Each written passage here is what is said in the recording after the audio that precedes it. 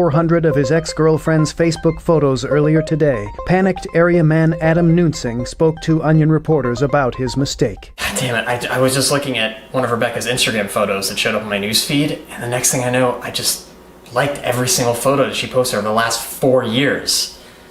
I didn't mean to, but it just kind of happened. The 28-year-old told reporters that he had browsed through 14 of his ex-girlfriend's photo albums while inadvertently clicking like on each and every picture, including dozens from her office picnic last fall, her trip to New York in 2010, and a photo of her and her first boyfriend from 2006. I thought if I went back and clicked unlike on all those pictures that maybe she wouldn't get any notifications, but then I saw some other albums and I ended up liking 80 more photos and shared them on my wall. Shit. This is the Onion News Network. Yep, we still do email. Drop your email address in the entry box at freetalklive.com, and you'll be kept in the loop with Free Talk Live.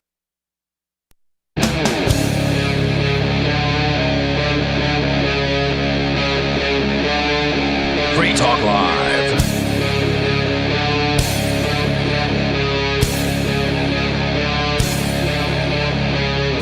It's Free Talk Live.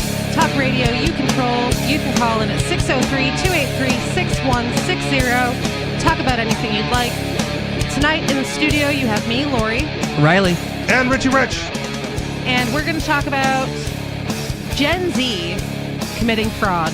What's wrong with those people? I don't know. Someone raised them wrong, I think. The millennials? Well, they were also raised wrong. Okay. Apparently, there's been a generational problem where parents have been raising kids wrong, and all of a sudden we have a problem society. So I'm wondering, where did the parents go wrong? It goes back to the beginning of time. Yeah, their parents raised them Does wrong. time really have a beginning, though, Richie? I mean, I don't want to get into that conversation, but like, I don't. There's no beginning to when kids had issues with their parents and blame Yeah, I them guess for you're everything. right. Yeah, I guess you're right. I don't want to go hunting with Dad. I want to forage for mushrooms with Mom. And thus the first transsexual came out. That's funny.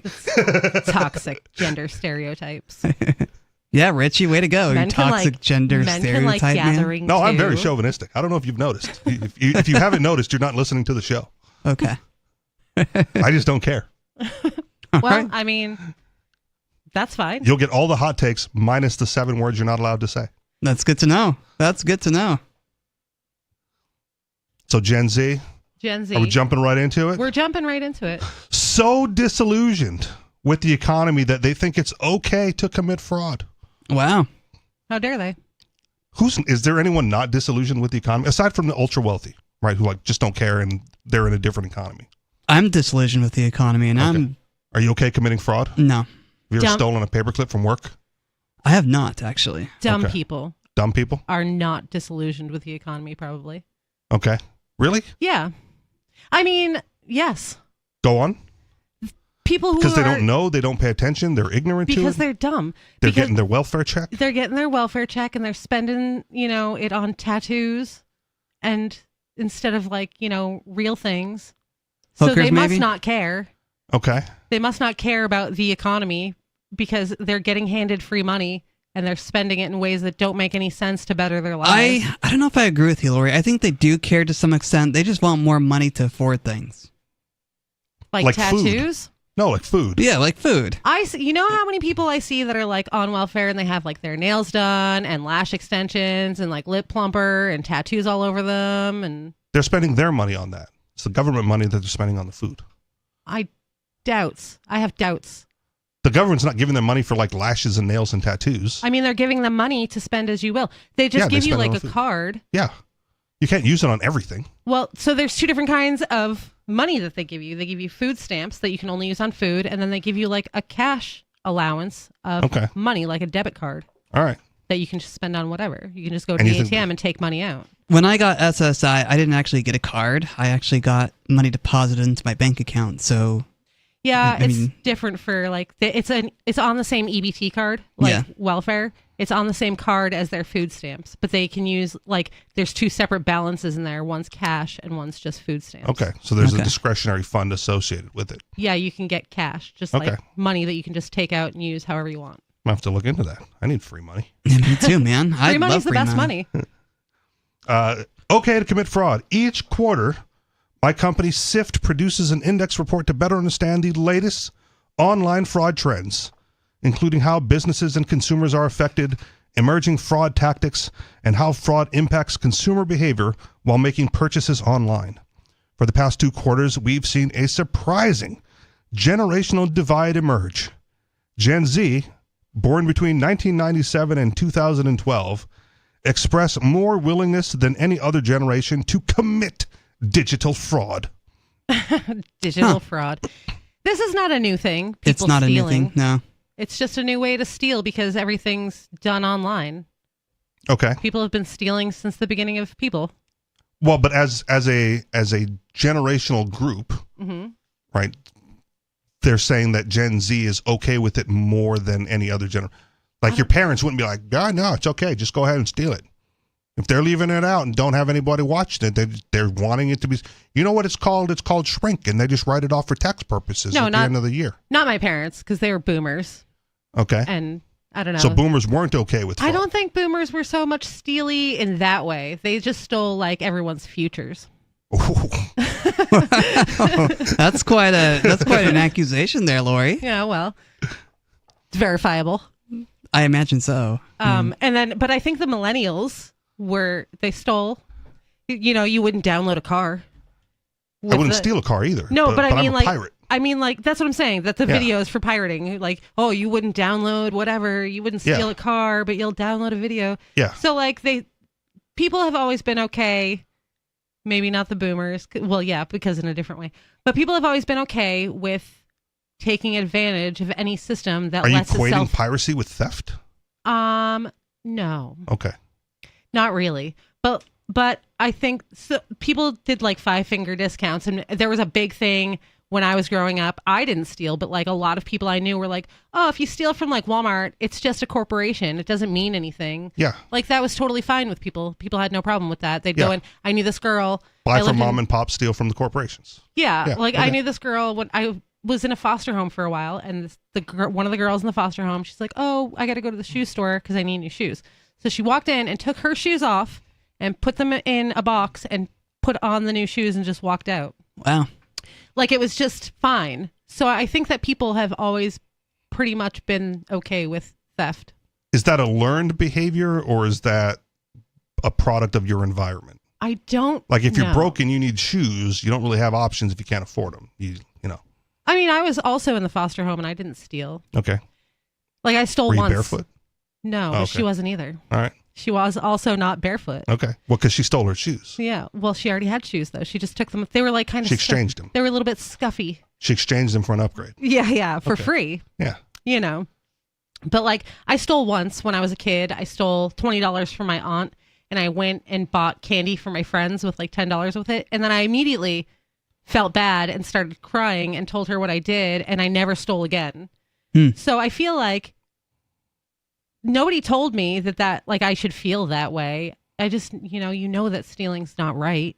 I hope that people know stealing's not right. Wait, stealing is wrong? Stealing's wrong. Well, I mean, this article is pointing out that people don't inherently feel that way. Well, maybe they know that stealing's wrong, but they don't care. That's like or that maybe girl. they see the- or Sounds maybe like they- semantics then. That girl knew that stealing those shoes was wrong.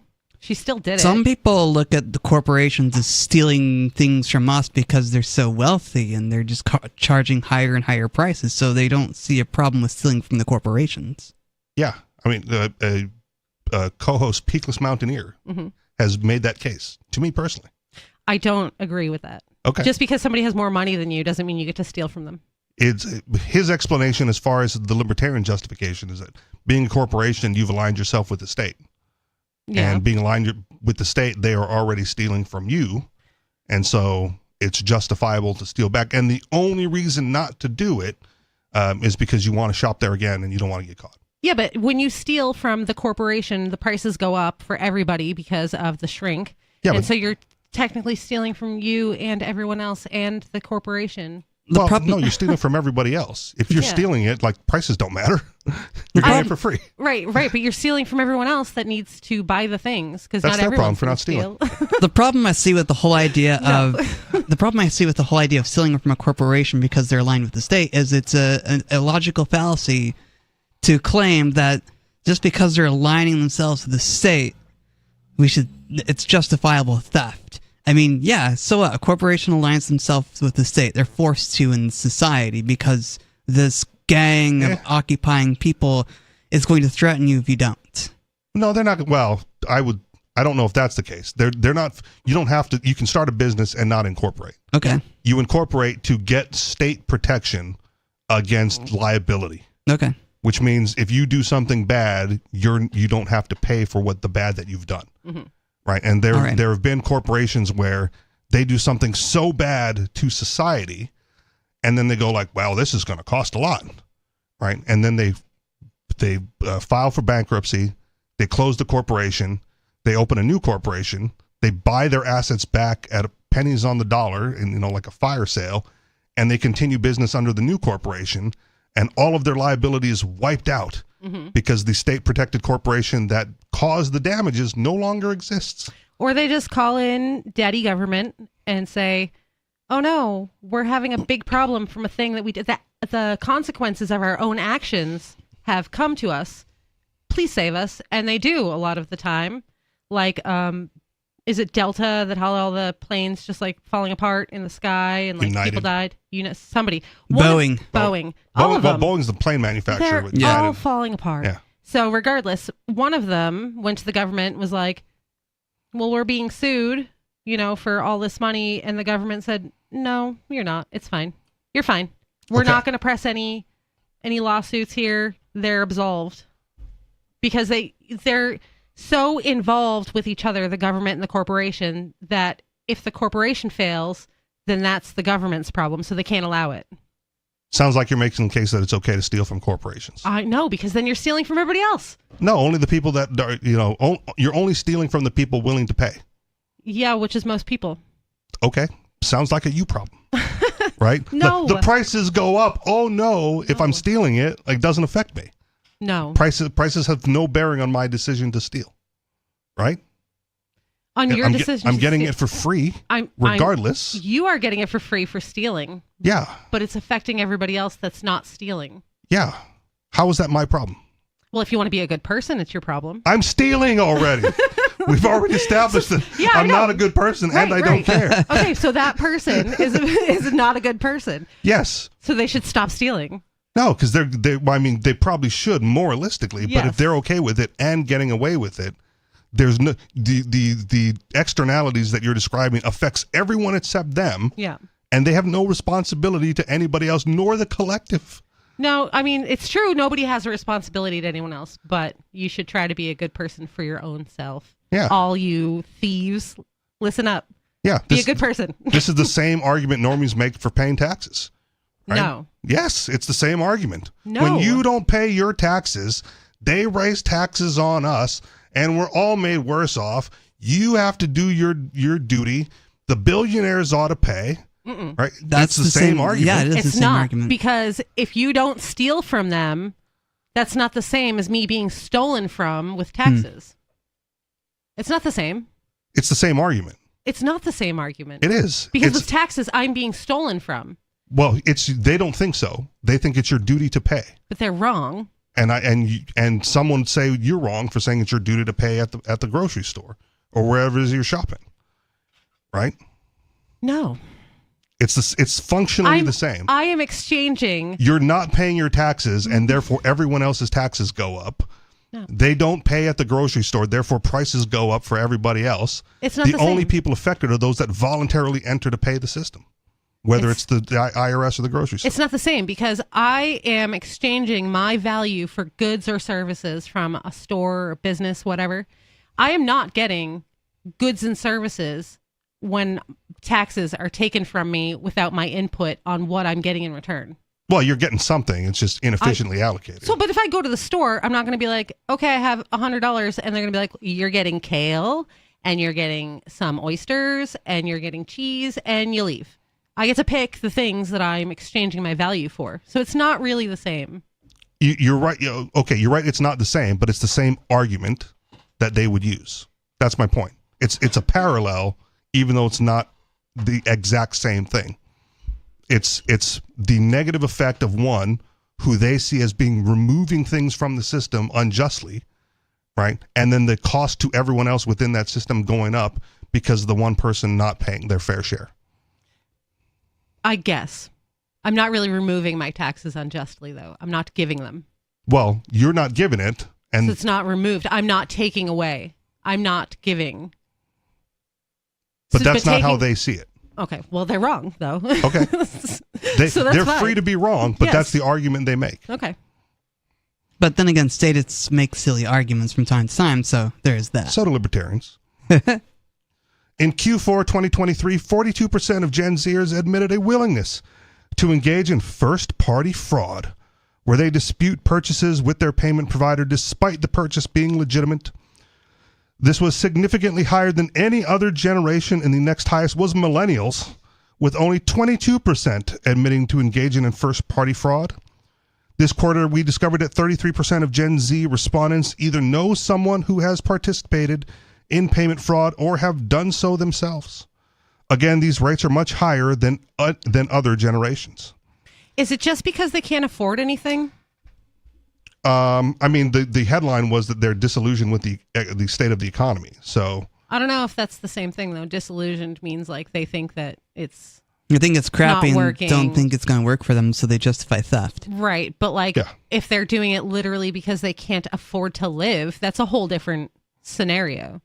Which I know a lot of people, Gen Z people and millennials and like everybody are struggling to survive. So Yes. if they're doing it because like, oh, I need to eat and also pay my rent, but if I buy food, I don't have enough money. But if I get it like ordered online and I can test that I got it and I get my money back to pay my rent, then that's a whole different thing. Like it still doesn't make it right, okay, but it's a different. sounds like a justification. No, it's a different from the way that the article is purporting. They're saying that they're stealing because they're disillusioned with the economy and not because they're doing it to survive. Well, I mean, the article goes on, so we might find out Okay. why they're doing it. This data might seem sensational, but if we explore it more deeply, it's very telling. Academics have a theory called the fraud triangle, which argues that people are more inclined to commit fraud if they have incentive, rationalization, and opportunity. Gen Z is facing persistent and diverse financial challenges. Gen Z has a number of unfortunate economic factors to feel anxious about. A survey from Intuit found that 73% of Zoomers feel that the current economic environment has made it more challenging to save money. They're struggling with increased housing costs, student loan debt, and rising prices on everyday purchases like groceries, all while wages have stagnated for workers across many income levels. These factors snowball into a financially stressful situation, which makes it more challenging to afford day-to-day necessities. Unsurprisingly, more economic anxiety can inspire people to look for tactics to stretch every dollar. For most, this behavior is innocuous, clipping coupons, switching from name brand to generic items, or shopping secondhand. In fact, Gen Z is also the most likely to shop for secondhand items online, with 42% of this generation purchasing a resale item in the past year. But facing the wrong set of circumstances, some people will turn to stolen payment methods or chargebacks to get more with less in these situations. Consumers may rationalize fraudulent behavior by convincing themselves that their actions are necessary or justified given the economic environment. They may view their actions as a temporary solution or even as a moral gray area with few consequences to anyone. They approach brand loyalty differently. Gen Z may see large corporations as a cause for these broader economic challenges, making them less likely to view stealing from them as immoral. They may see this behavior as a victimless crime, as the companies that are transacting with them are often industry behemoths. They also have less loyalty to legacy brands compared to earlier generations. Name recognition alone is not enough to compel Gen Zers to make a purchase. Increasingly, they're looking for dupes as a way to save money. prioritizing cheaper goods and services over premium brands. This spans all types of purchases, from clothing and accessories to beauty and personal care products. They're also more willing to try new brands that are less swayed by establishment names and celebrity endorsements. This mentality extends beyond the businesses they buy from. Gen Zers also prioritize spending flexibility and are more drawn to monthly subscriptions or sharing services that allow access without the commitment of ownership, from car sharing to video streaming to product subscriptions. All these things sound great except for the whole theft part of the first thing. Like, all of the things that they're like, how dare these people be not loyal to a brand? Yeah. That's good. Don't be loyal to a brand. Don't be swayed by celebrity endorsements. Those are silly things to have loyalty to. I agree, but Gen Z has this thing where they want to endorse celebrities. But then again, a lot of cultures, a lot of younger generations do that until they grow up quite a bit. No, all generations have had celebrity endorsements. Okay. Do you That's always been a thing. trust new brands? Yeah, I'll try anything. Okay. Riley? Not really. I mean, Okay. I like to go with something I recognize. I'm more concerned about like reviews Okay. from other people that have tried it. Like, if I'm going to buy something, I read all the reviews. I read the 1-star reviews mostly because I want to know why they're giving it a 1-star review. Okay. The 5-star reviews don't matter to me so much. But like, if the 1-star reviews are all like, I ordered such and such color of headphones and I got such and such color, that I don't really care if that's why you're giving it the 1-star review. But if it's like, it doesn't work, yeah, I care. So I care about the reviews of a thing, how well it works, and like the price point of it to the value that I'm getting. I don't care what the brand is. I never really understood like, oh, I really want an Adidas jacket, like as a kid. Okay. It's weird. I'm not a billboard, and I don't care to have a billboard on me. I'm okay with targeted ads. So on social media or on the internet, I get ads for products and services or whatever that should theoretically appeal to me. Mm-hmm. And some of them do. And I've made purchases. But it makes me more nervous that legacy brands are not advertising to me. And then it's these boutique companies that offer one product, Mm-hmm. or one service that they're trying to launch. Right. And I go like, well, if it sucks, are they going to be there for return? Right. How good is it going to be if they've never done anything like this before? Right. Or I can go get a similar product from a legacy brand that has been around for 30, 40, 50 years or longer.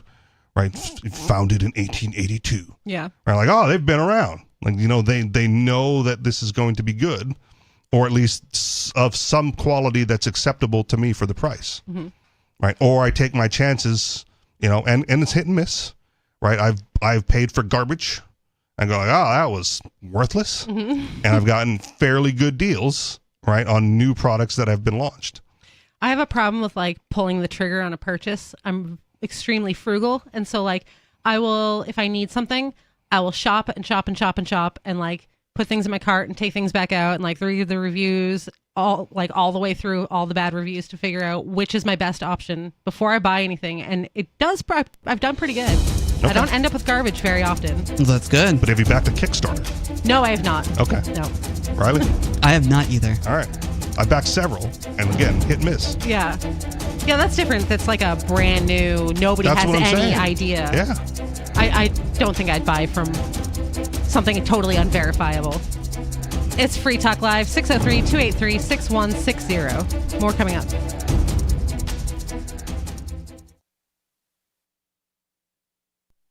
On Free Talk Live, we're bringing people to the ideas of liberty every day. From wrestling superstars like Glenn Jacobs. You guys really are having an impact, I believe. Like I said, a lot of where I am now is due to listening to Free Talk Live. You changed my mind on some very important issues years ago. To random people tuning in on the radio. I was kind of stuck in the left-right paradigm. I heard your show by chance on a Saturday night. From there, I went on, joined the Free State Project, and become an amplifier. So, I mean, that's really the reason why I amp is because I know that if it wasn't for you guys being on as many stations as you are, I never would have found the ideas of liberty. You can help more people hear the message of liberty by joining Free Talk Live's AMPS program on Patreon for as little as $5 a month. And you'll get access to special perks. Visit amps.freetalklive.com, amps.freetalklive.com. From a Feature Story News in Washington, I'm Benji Haya with your Week in Review, a roundup of what's been making headlines around the world these past days. Now our country has voted for change, for national renewal, and a return of politics to public service. And we start this week in the UK, where the British people delivered an overwhelming call for change as the Labour Party took control of government following a landslide election victory. It ends 14 years of Conservative rule. Ollie Barrett was following a historic election night from outside Parliament in London. The changeover in British politics is brutal. Hours after conceding defeat in the election, Rishi Sunak leaves Downing Street and Keir Starmer enters number 10. He will have to spend the next few days putting together a new cabinet, a government that can run the country with the sizable majority that he has secured in the House of Commons. Huge challenges ahead for that government. Huge challenges also ahead for the Conservatives after this rout at the ballot box. Some in the party think they've abandoned their base and should turn right. Others think they've abandoned the centre ground and should move in that direction. There are battles ahead. Elections globally. Iranians took part on Friday in a runoff presidential vote, and the French are heading to the polls again this weekend for the second round of the general election. In the United States, the election is still 4 months away, but already President Joe Biden is fighting for his political future on the campaign trail as he seeks to allay concerns over his age and mental acuity amid a shaky debate performance last week, which sparked intense deliberations about whether he should step aside and give up the nomination. Caroline Malone reports. Joe Biden has admitted the debate wasn't a good night for him, but he insists he's still the best person to beat Donald Trump in the US election. "I'm not going anywhere," he told military service people and families at the White House on July 4th. That's the same messaging he'd given governors on Wednesday. But polls show he's slipping further behind his Republican rival, particularly in swing states. The latest data suggests as many as 80% of people in the US think Biden is too old to be president again. Joe Biden is 81. That's 3 years older than Donald Trump, whose sentencing has been postponed because of the United States Supreme Court's controversial decision to provide criminal immunity for US presidents. He was due to appear in court in New York this coming Thursday, having been convicted for falsifying business records to cover up an affair with a porn star, a guilty verdict Trump says he'll appeal. But the judge confirmed the sentencing is now officially delayed until mid-September, after Trump argued his conviction should be overturned due to Monday's landmark Supreme Court ruling. From bureaus worldwide, this is FS. Got Telegram? You can follow our channel there and discuss show prep with other listeners at telegram.freetalklive.com.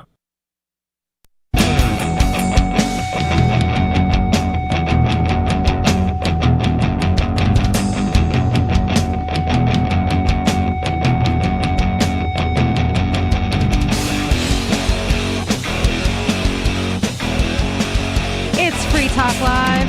Talk radio you control. Call in at 603-283-6160. Free Talk Live is brought to you by Dash, digital cash. With fees of less than a penny per transaction, Dash is made for spending.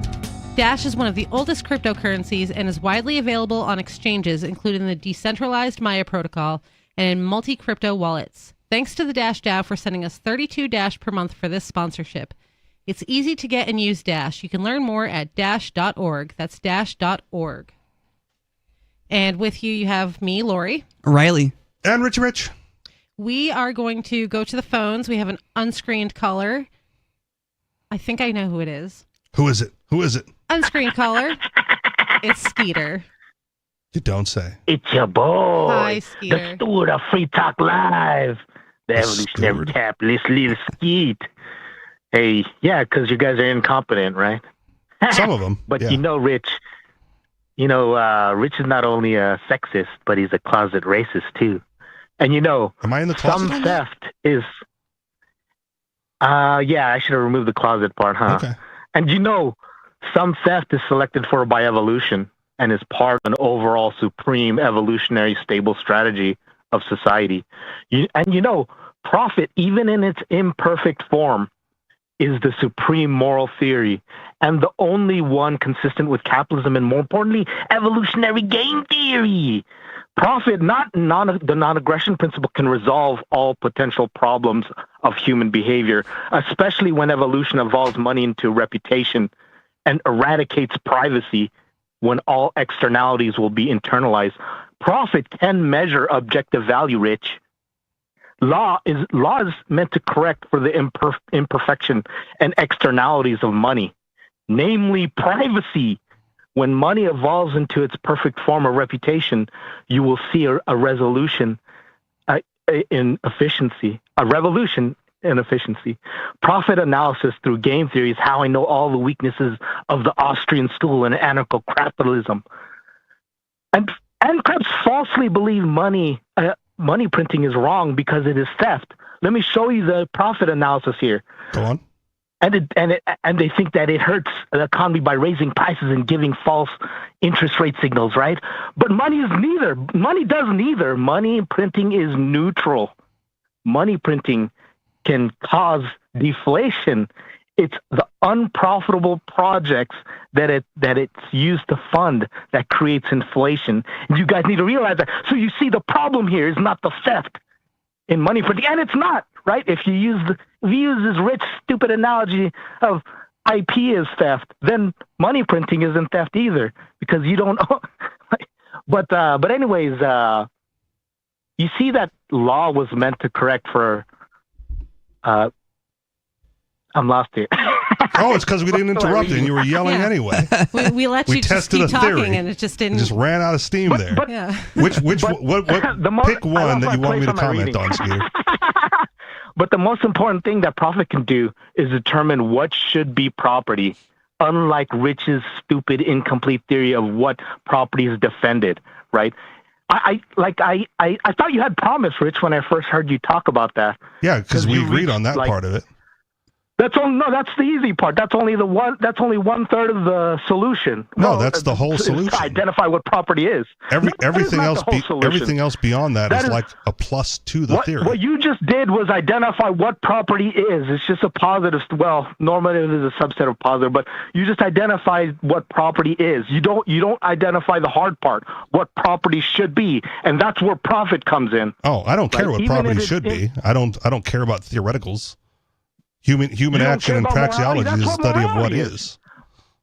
Profit even resolves the parent-child dilemma. It resolves everything. Do you think I'm a moral person? You guys don't admit it. What's that? Do you think I'm a moral person? Do you think I have ethics? You ultimately, it guides your actions, stupid. You have some type of moral compass that you must be thinking of Peakless Mountaineer. I do not. No. So you're a voluntarist for one, aren't you? I'm a voluntarist when surrounded by voluntarists. I am ethically neutral. I will use whatever moral compass you want. What guides your decision making, stupid? What guides my decision making? Yeah. My own rational self-interest. Where do you think rationality comes from? It's internalized. You have a supposed economics degree from Gonzaga University. It's not supposed. I can back that rationality? Up. What's defined as rationality in economics? Game theory, more importantly. That which you think is in your best interest. No.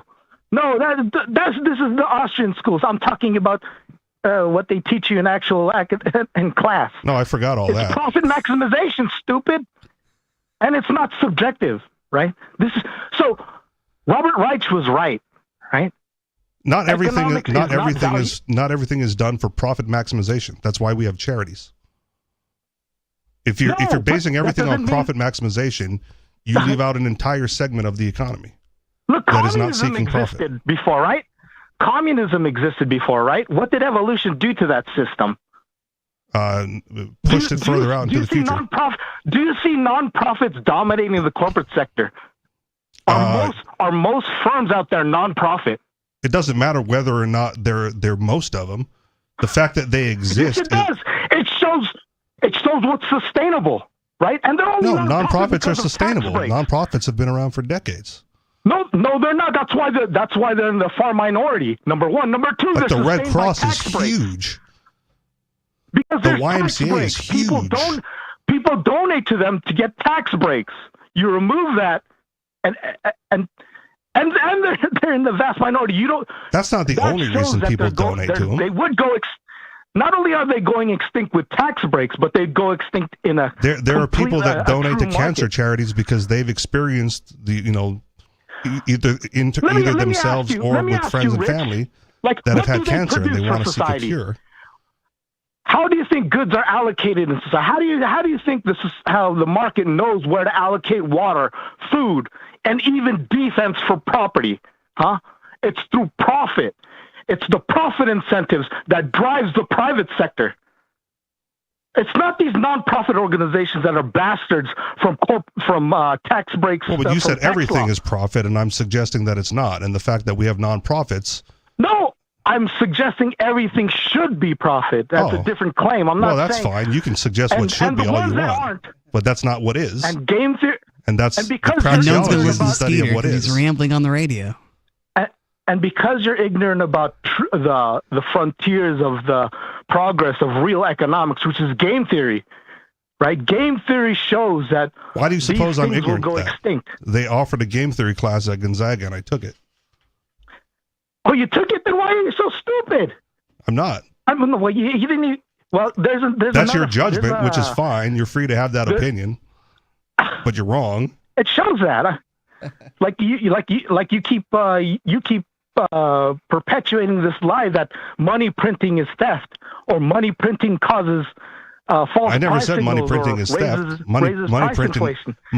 Money printing is the definition of inflation. Now you can print money, and you can print money and have the cost of things go Stop down. the semantic argument, right? It's not a Stop the semantic argument. argument. That is how I'm defining it. We know the conventional definition of inflation, and it's price inflation, not the No, money because supply. if that were the case, you wouldn't have to categorize it as It's price just inflation. semantics. I can switch definitions easily. So what? Everyone knows that when someone says inflation, they mean price inflation. Right, but that And you can't deny that. Again, that leaves out the possibility, which was covered on the Mises website, of deflationary prices while printing money. There's a whole article on that topic. So in the Austrian of course, school, this is just simple economics. What do they say about it? that it's possible and was happening at the time. What's the cause? What's the mechanism? I told you it already. I'm not sure if it's the same thing that they're describing, but it was clearing out the debt. Profitability of government. That's where the immorality of government comes from. Not theft, because they don't steal from you, which I made the case already yesterday, which none of you can resolve. Not even Rich. He just left it to you guys to stumble over yourselves. I with the wasn't HOA on example. yesterday. Yeah. No, So you, don't bring Rich into this. You were on the first day when I brought up the perfect analogy. You remember that? The You perfect? called it, No, I've never heard any perfect analogy from you. You know, Yeah, you I know what's said, the thing? I said an HOA. No, you know what Go it is. ahead. You know what it is about I Skeeter. need to rest my throat. Yeah, every time he calls, Don't he swallow so has- much. He has the same argument that he wants to have, and no matter how many times people answer him, it's not the answer the Skeeter wants, and Yeah. so nobody's ever resolved it. It's been rebutted multiple times. So many times in so many different ways by so many different people. And all you guys do is when I have to bring up another the same subject again is say you dealt with it before. Yeah, And you asked and don't- answered you don't- is the instead legal of term. Instead of presenting the rebuttal again, you just Why do we have refer to present it the rebuttal and again? It's because you didn't. You've already rejected it. Because you didn't. It's because we have this call every single night. No, here we go again. So, are you What's talking to the me or are you talking to resolution Lori, the Skeeter? HOA? I'm talking to you, Rich. Okay. Lori's just I'm- too irrational. so- She's a woman after all, right, Rich? Yeah. So here's my response to the HOA, Skeeter. You're right, and that's why I believe in the violent defense of one's property. Wait, what do you mean? If I'm right, then seceding your property from an HOA or an association like an HOA is theft. No, because it's your property, and then now you must defend it against their aggression. So an HOA member can secede his house from the HOA. If he's able to defend it against any sort of violence that comes his way from the HOA, then he gets to keep it. Under libertarian framework, is that theft? Was that house part of the HOA? It's collective property. You assume I'm a libertarian. I already told you I have no morals or ethics. I believe in the defense of property. So if you're talking to me, if you can secede it, you must defend it. If you don't have morality, then you're acting randomly. You're choosing your actions totally uniformly. He's acting in self-interest. There's a difference. No, I told you, I'm acting in my self-interest. Your action, right? I'm acting in my self-interest. I'm acting in my self-interest. That's the type of morality, stupid. That's a type of fucking gotta dump you now. I knew I could get him. So I act in my own rational self-interest, and I base my morals and ethics based on whom I'm dealing with. I'm acting in my so if you're I'm acting in. It's the overkill. I thought I was dumped. I wasn't dumped. Yeah, the dump overkill. I did. No, he's still overkill. on. Oh, you're keeping him on? I'm still on, Maury. You don't get to say it and stay on the radio. Sorry, I was trying. Yeah, no worries. Yeah, I think I missed the dump too because I was trying to fix. Oh, that's not good. I know. Fleeting we're having expletive. a streaming issue over here that I was trying to fix, so I was not on the correct screen, and it took me a minute to get over there. So I act in my own rational self-interest, and I base those actions on the morality and ethics of whom I'm interacting with. So if you're extending me non-aggression, I will also extend to you non-aggression. Now, if you think it's okay to steal from me, we're already in conflict, and I will end that conflict as soon as possible so that I am not stolen from. Yeah. That's the thing. And occasionally, you have to bend a knee a little bit with interacting with the state because I'm not going to win the battle of overwhelming violence by myself against the state. But I will secede my HOA, and then they come after me and try to take it back. We are now in conflict, and if I'm able to defend against that, I get to keep the property. I'm not a fan of violence. So I understand theft as an act of aggression, but I don't think that I could enact violence simply for a theft unless it was egregious theft, like the theft of life or, the theft of my child or something like that.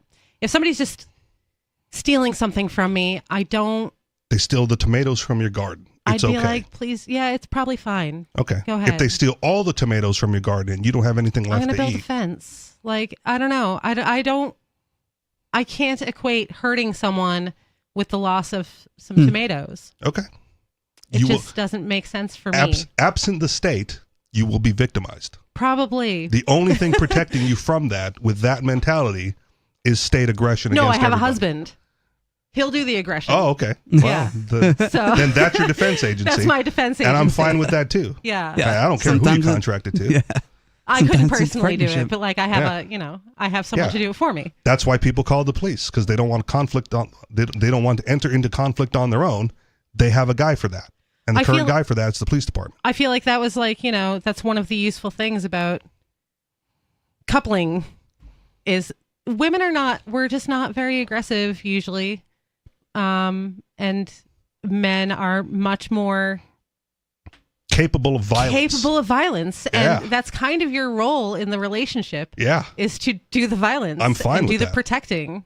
I'm also fine with that. I still have it, and I don't wear it as frequently as I should. But I used to, it's poor operational security if I ever got into a real fight. But I don't end up in real fights very often. But I used to wear a dog collar, and people would say, like, "Oh, why do you wear the dog collar?" It's like, because I'm an attack dog, right? And if I find the right female, right, to give the attack command, I will be as aggressive as she commands. Right. Right. Not submissive, but aggressive. Right. Right. And then my ex didn't like that terminology. So it's like, can we get rid of the attack part? And I go, fine, I'm a guard dog. Right? Like, I will stand in front of you if someone else is being aggressive. And I will do my best to protect you. And I've recently reacquired my tools of protection from the state. And so I'm more capable than ever of being the guard dog again. And I may throw my collar back on because of it.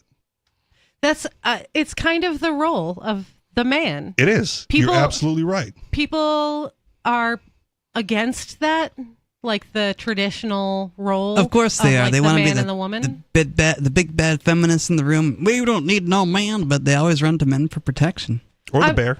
Yeah, that's fine Sure. if you don't need no man, but you better like start lifting weights and prepare yourself for acts of aggression. I cannot protect myself very well without like a weapon. That's fine. Get a weapon. You know, like, yeah, that's fine. I'll have a weapon. Yeah. But like, I don't care what you use. my other backup weapon is my husband. Yeah. Who who will weaponize himself in the case of a threat.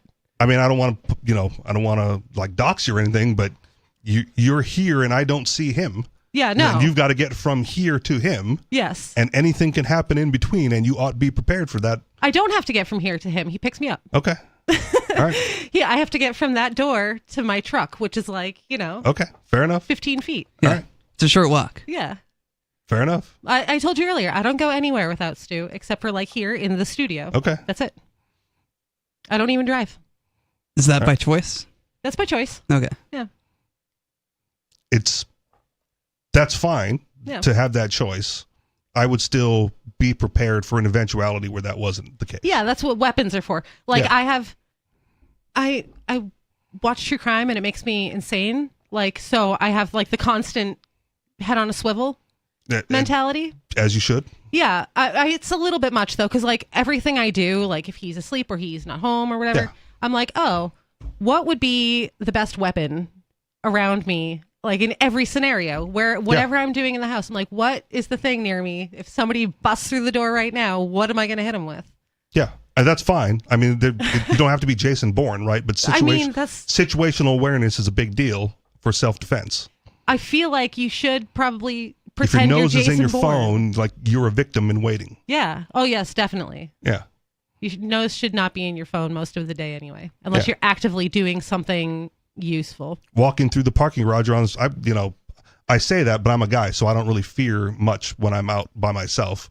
But I've walked into a telephone pole because I was like trying to, I wasn't even on my phone. I was like looking at the strip mall that I was walking to, trying to find the restaurant I was supposed to meet my dad at for lunch. Mm-hmm. And I just was not paying attention to where I was going because like, is that the restaurant? And then bam, I hit the pole. Yeah. Just not paying attention. I've run into poles a few times. So well, you're blind, Riley. It's acceptable. Is it though? Is it though? I mean, I think more people would give you grace for hitting a pole than they would me for being an idiot. I see people like just step out into traffic because they're looking at their phone. Yeah. No I try idea not to what's step going out on. into traffic. Yeah, it's a bad idea. Yeah. In all situations. Yeah, but situational awareness and having the tools to defend yourself and or your property if you choose, right? If your tomato garden becomes a community garden and you're fine with that, all right, then who cares? It's yours to do with as you please. Right. I mean, I would build a fence. I would get a dog. If there are other solutions to the problem than shooting someone because they picked a flower from my garden. And again, to be fair, I'm not saying shoot someone who picks a flower. Yeah. What I'm saying is when the spectrum of conflict resolution ends at violence, right? And what we do as a peaceful society is exercise all other options prior to the violence. Yes. Most of the time. Most of the time, yes. And even within a libertarian society, right, you're going to have a situation where the conflict is not resolved or the person who aggressed against doesn't adhere to the same rules as the community, right? And you either let that go and therefore there's no justice, right? Or you drag them back in violently and administer justice. That's the end. If you let it go, fine. I don't care. If you don't want your stuff back, right, and you're okay being stolen from, perfectly reasonable to me. Yeah. But I don't. I want justice. I don't want to be stolen from either. You got to protect yourself against theft. The force has to be of the correct amount. I get it. But if a guy doesn't come to arbitration and left town, right, he stole your bicycle and he's gone. Yeah. Like, what are you going to do to get your bike back? He's not going to give it back voluntarily. I'm not going to go hunt someone down for a bike either, though. I'm just going to get a new bike and So then what's your dollar amount then? be better with my things. Like Okay. I'm going to protect my things better in the future. What's and your not dollar allow amount my then? bike to be stolen. They run dollar off with amount? your daughter. or your child. Well, see, she's not worth a dollar amount, though. She's priceless. Well, to me, she's priceless. The Economist would say otherwise. So to me, she's priceless. But Lori's not an economist. There's no amount of money. It's true. I'm not. I'm not very well versed in So they run off with your that. daughter. They're not. They stole her. They're not going to give her back voluntarily. Okay, because so- they stole her. So that They're not going to go to arbitration. because Right? Oh my she's- God! You kidnapped my daughter. We need to resolve this peacefully. No, because she's a person and they have taken her.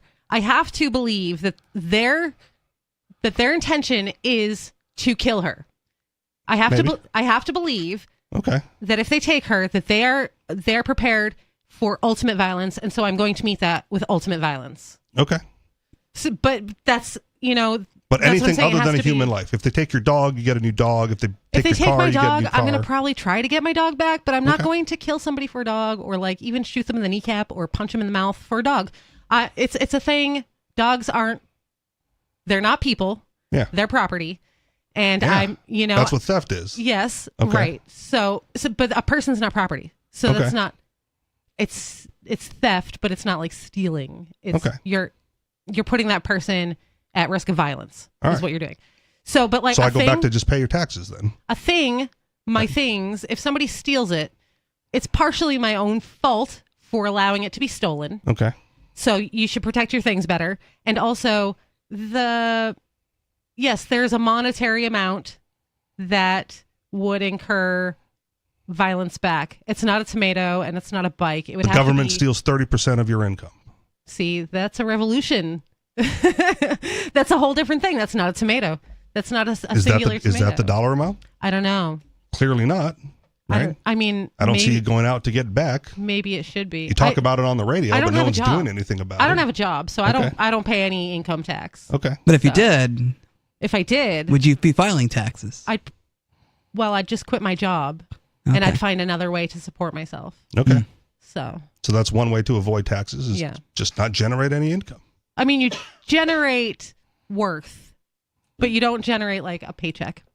My stepmom owned her own business for a long time. Mhm.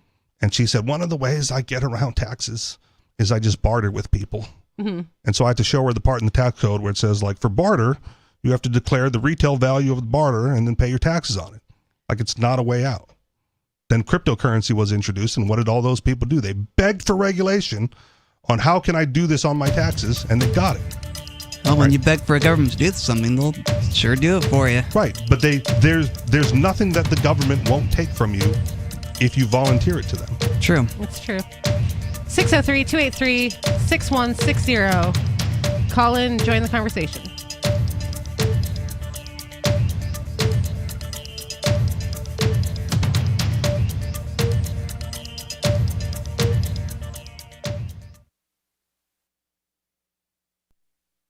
Join liberty-minded voluntarists, anarchists, and libertarians from June 13th through the 16th for the 8th annual Fork Fest at Rogers Campground in the beautiful White Mountains of New Hampshire.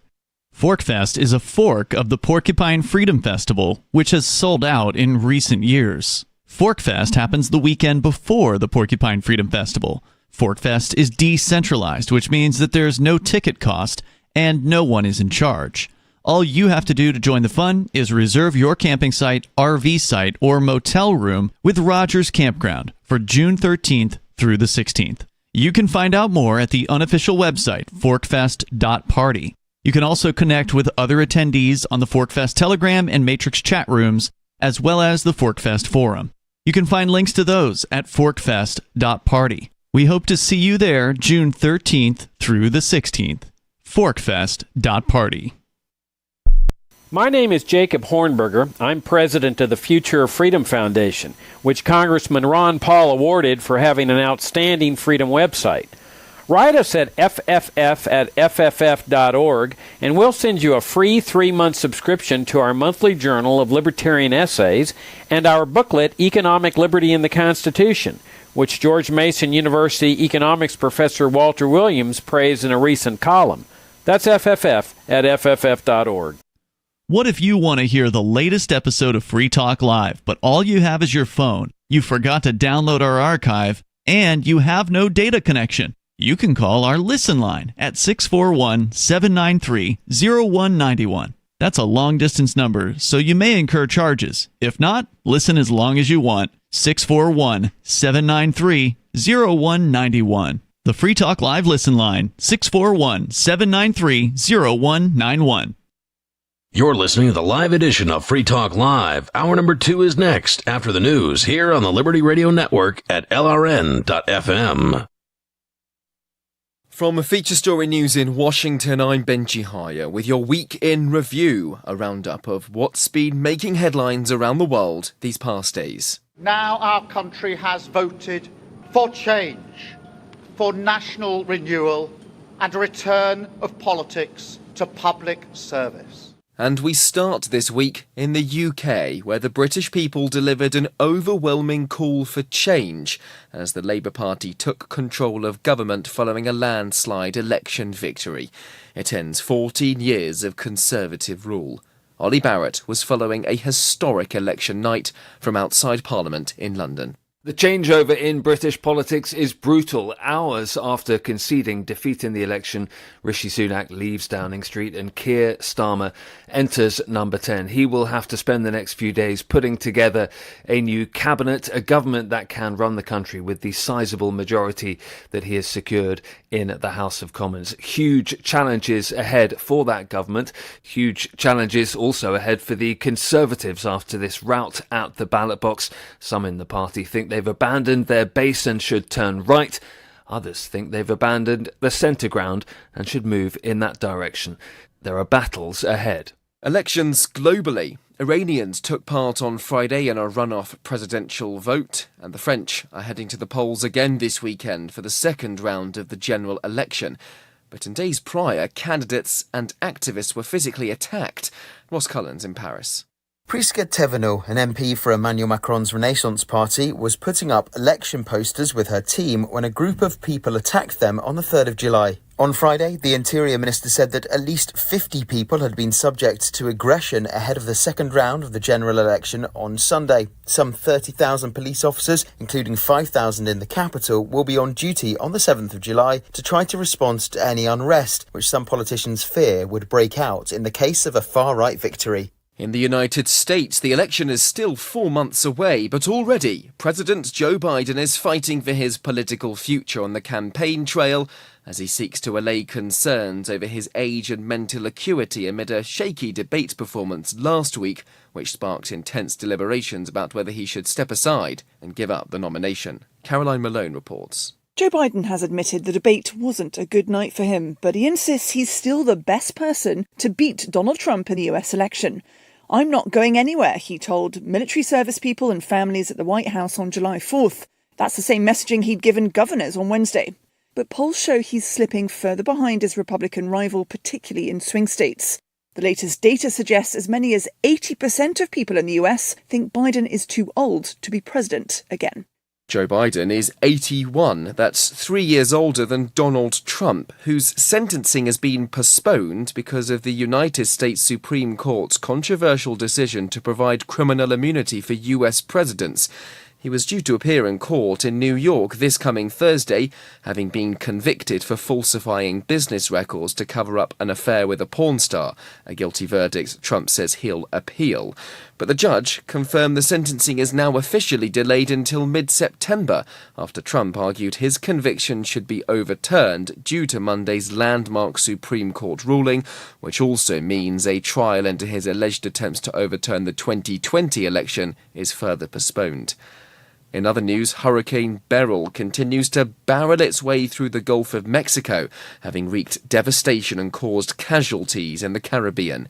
Here's Nick Harper. It's causing incredible damage, sweeping away homes, destroying infrastructure. It's passed through Grenada and St. Vincent and the Grenadines. Many there are now without power, and the Prime Minister of one of the islands has described immense destruction, with around 90% of the houses either damaged or simply destroyed. The World Meteorological Organization is warning that Beryl is setting a very dangerous tone for the upcoming hurricane season. In India, dozens are dead after flooding in the northeastern state of Assam. And further west in Uttar Pradesh, more than 100 people were killed in a stampede at a religious event. Police have made arrests. Lastly, back to the UK, where American singer Sabrina Carpenter has broken a chart record, becoming the first female artist to hold both the number 1 and number 2 positions for 3 consecutive weeks. Please, Please, Please remained in top spot, while her previous single, Espresso, held on at number 2. The Beatles achieved the same feat all the way back in the 1960s. From bureaus worldwide, this is FSN. Hours spent volunteering at a local homeless shelter truly make her death at the hands of a drunk driver earlier this week all the harder to take for this school and this community. I never knew Amanda, but everywhere I went there were touching reminders of the caring friend she would have been to me had I known her. Losing Amanda was one of the hardest things I've ever had to deal with, but I knew I had to be strong for this community. I couldn't let them go through the funeral without my support. She's so much better than all of us. She was such good. She cared about so many people. She loved you so much. What's your name? She loved you, Russell. And we have O'Brady Shaw with us right now. Thanks, Brooke. Not quite how I would have reported the story. Seems a bit unprofessional to let yourself get so emotional. Well, when people are feeling pain, I feel it too. Don't you ever get emotionally invested in a story? No, I don't. You know, I had my tear ducts cauterized years ago, and I like to keep my emotions stored in a special place in my mind where they only come out for my night terrors. This is the Onion News Network. Our Matrix server is about as free as internet chat can be. Join the existing rooms or create your own at chat.freetalklive.com.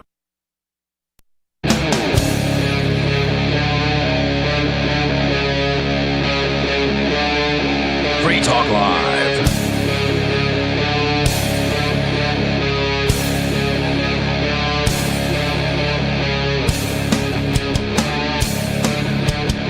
It's Free Talk Live, talk radio you control, 603-283-6160. Are you tired of oppressive rules and moderation of the big tech social media sites? Yes. Our Mastodon server at social.freetalklive.com can set you free. Mastodon is free, open source, decentralized, and federated. Multiple apps are available for iOS, Android, Windows, Mac, and Linux. Social.freetalklive.com. With you in the studio, you have me, Lori. Riley. And Richie Rich. Is there any more to that Gen Z story about them committing frauds? I mean, it goes on a little bit further, but if Is there any more useful? I don't know. I didn't read that far ahead. Oh, okay. I think we covered. Okay. I think so too. well. I think we can move on to something different, something exciting. Yeah, I'd like to talk about how the cops just want to be cool, like I wanna everybody be cool. else. Yeah, everybody. I just think wants to be everyone cool. wants to be cool. They want to feel liked and accepted in this normal behavior. Yeah. Normal desire. So, a South Carolina sheriff just bought his department 17 new Ford Mustang GTs. Oh, everyone's going to get stanged. Yeah. This is from caranddriver.com. I don't even know how I came across this because it's not my typical reading area. But Stewart. No, not No? him either. Okay. No. All right. It says the deputies in the Richland County Sheriff's Department's Community Action Team just scored a major upgrade to their fleet. On July 1st, Sheriff Leon Lott pulled the covers off 17 new S650 generation Ford Mustang GTs, which the department hopes will start conversations and build relationships with the community at large. Nope. We're not picking a car just because it's a cool car to drive, but cool cars attract people and come and build a relationship with us, Lott told Columbia, South Carolina newspaper The State. These are hot cars. Kids and adults see them and like them, and then come up to the car and start talking to the deputy. I feel like cops already drive Mustangs. Isn't that already a cop car? But they're brand new and shiny ones. Oh, okay. He wants the shiny cars. He wants people to go out and be able to see those really shiny cars on the street and be like, oh my God, those are really cool. And I it's should go usually check them Fords, out." right? It's the Explorer, it's the Interceptor, the Mustang. Is the conversation they're hoping to have, hey, why do you guys have brand new cars with our tax dollars when you're not doing anything Stole like it from drug useful? dealers. When you're not doing anything useful for the actual community that you're supposed to serve? Is that the conversation they're hoping to start? I guess No. so. Well, no, they're hoping to have the oh my gosh, look at the cool cars conversation. You're so cool. Number one, because that's what normies would do. Yeah. Right. Like Really? again, we're insulated in a libertarianish bubble where we would want to have those conversations with them, with where they got the money, why they need it. But normies are like, oh yeah, good. The faster your car, the faster you can catch the bad guys. Right. Would they Go get really 'em. be like, wow, you guys got cool new cars, let's hang out and be friends? I mean, if you're going to appeal to the youths, The Utes. right? You get them young, and then that's how you get positive views on the police force. I feel like the Utes are just like ACAB, and Again, you might be insulated on that. really? I don't think the vast majority of youths are ACABs. No, No. I don't know. They Maybe do- I am insulated. They do outreach to schools, oh man, Mr. Officer Man, right? And on career day and all that other fun stuff.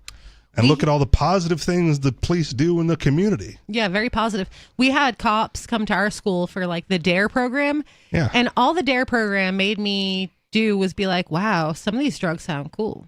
I would Interesting. like to do them.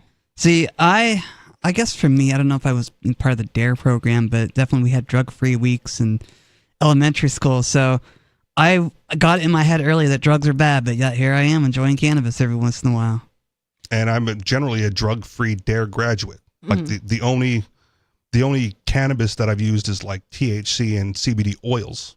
Mhm. Like I've never taken it orally or inhaled it or anything. Okay. I've Anything, done nor your mushrooms. I've done drugs. That's but fine. I was I don't younger. care.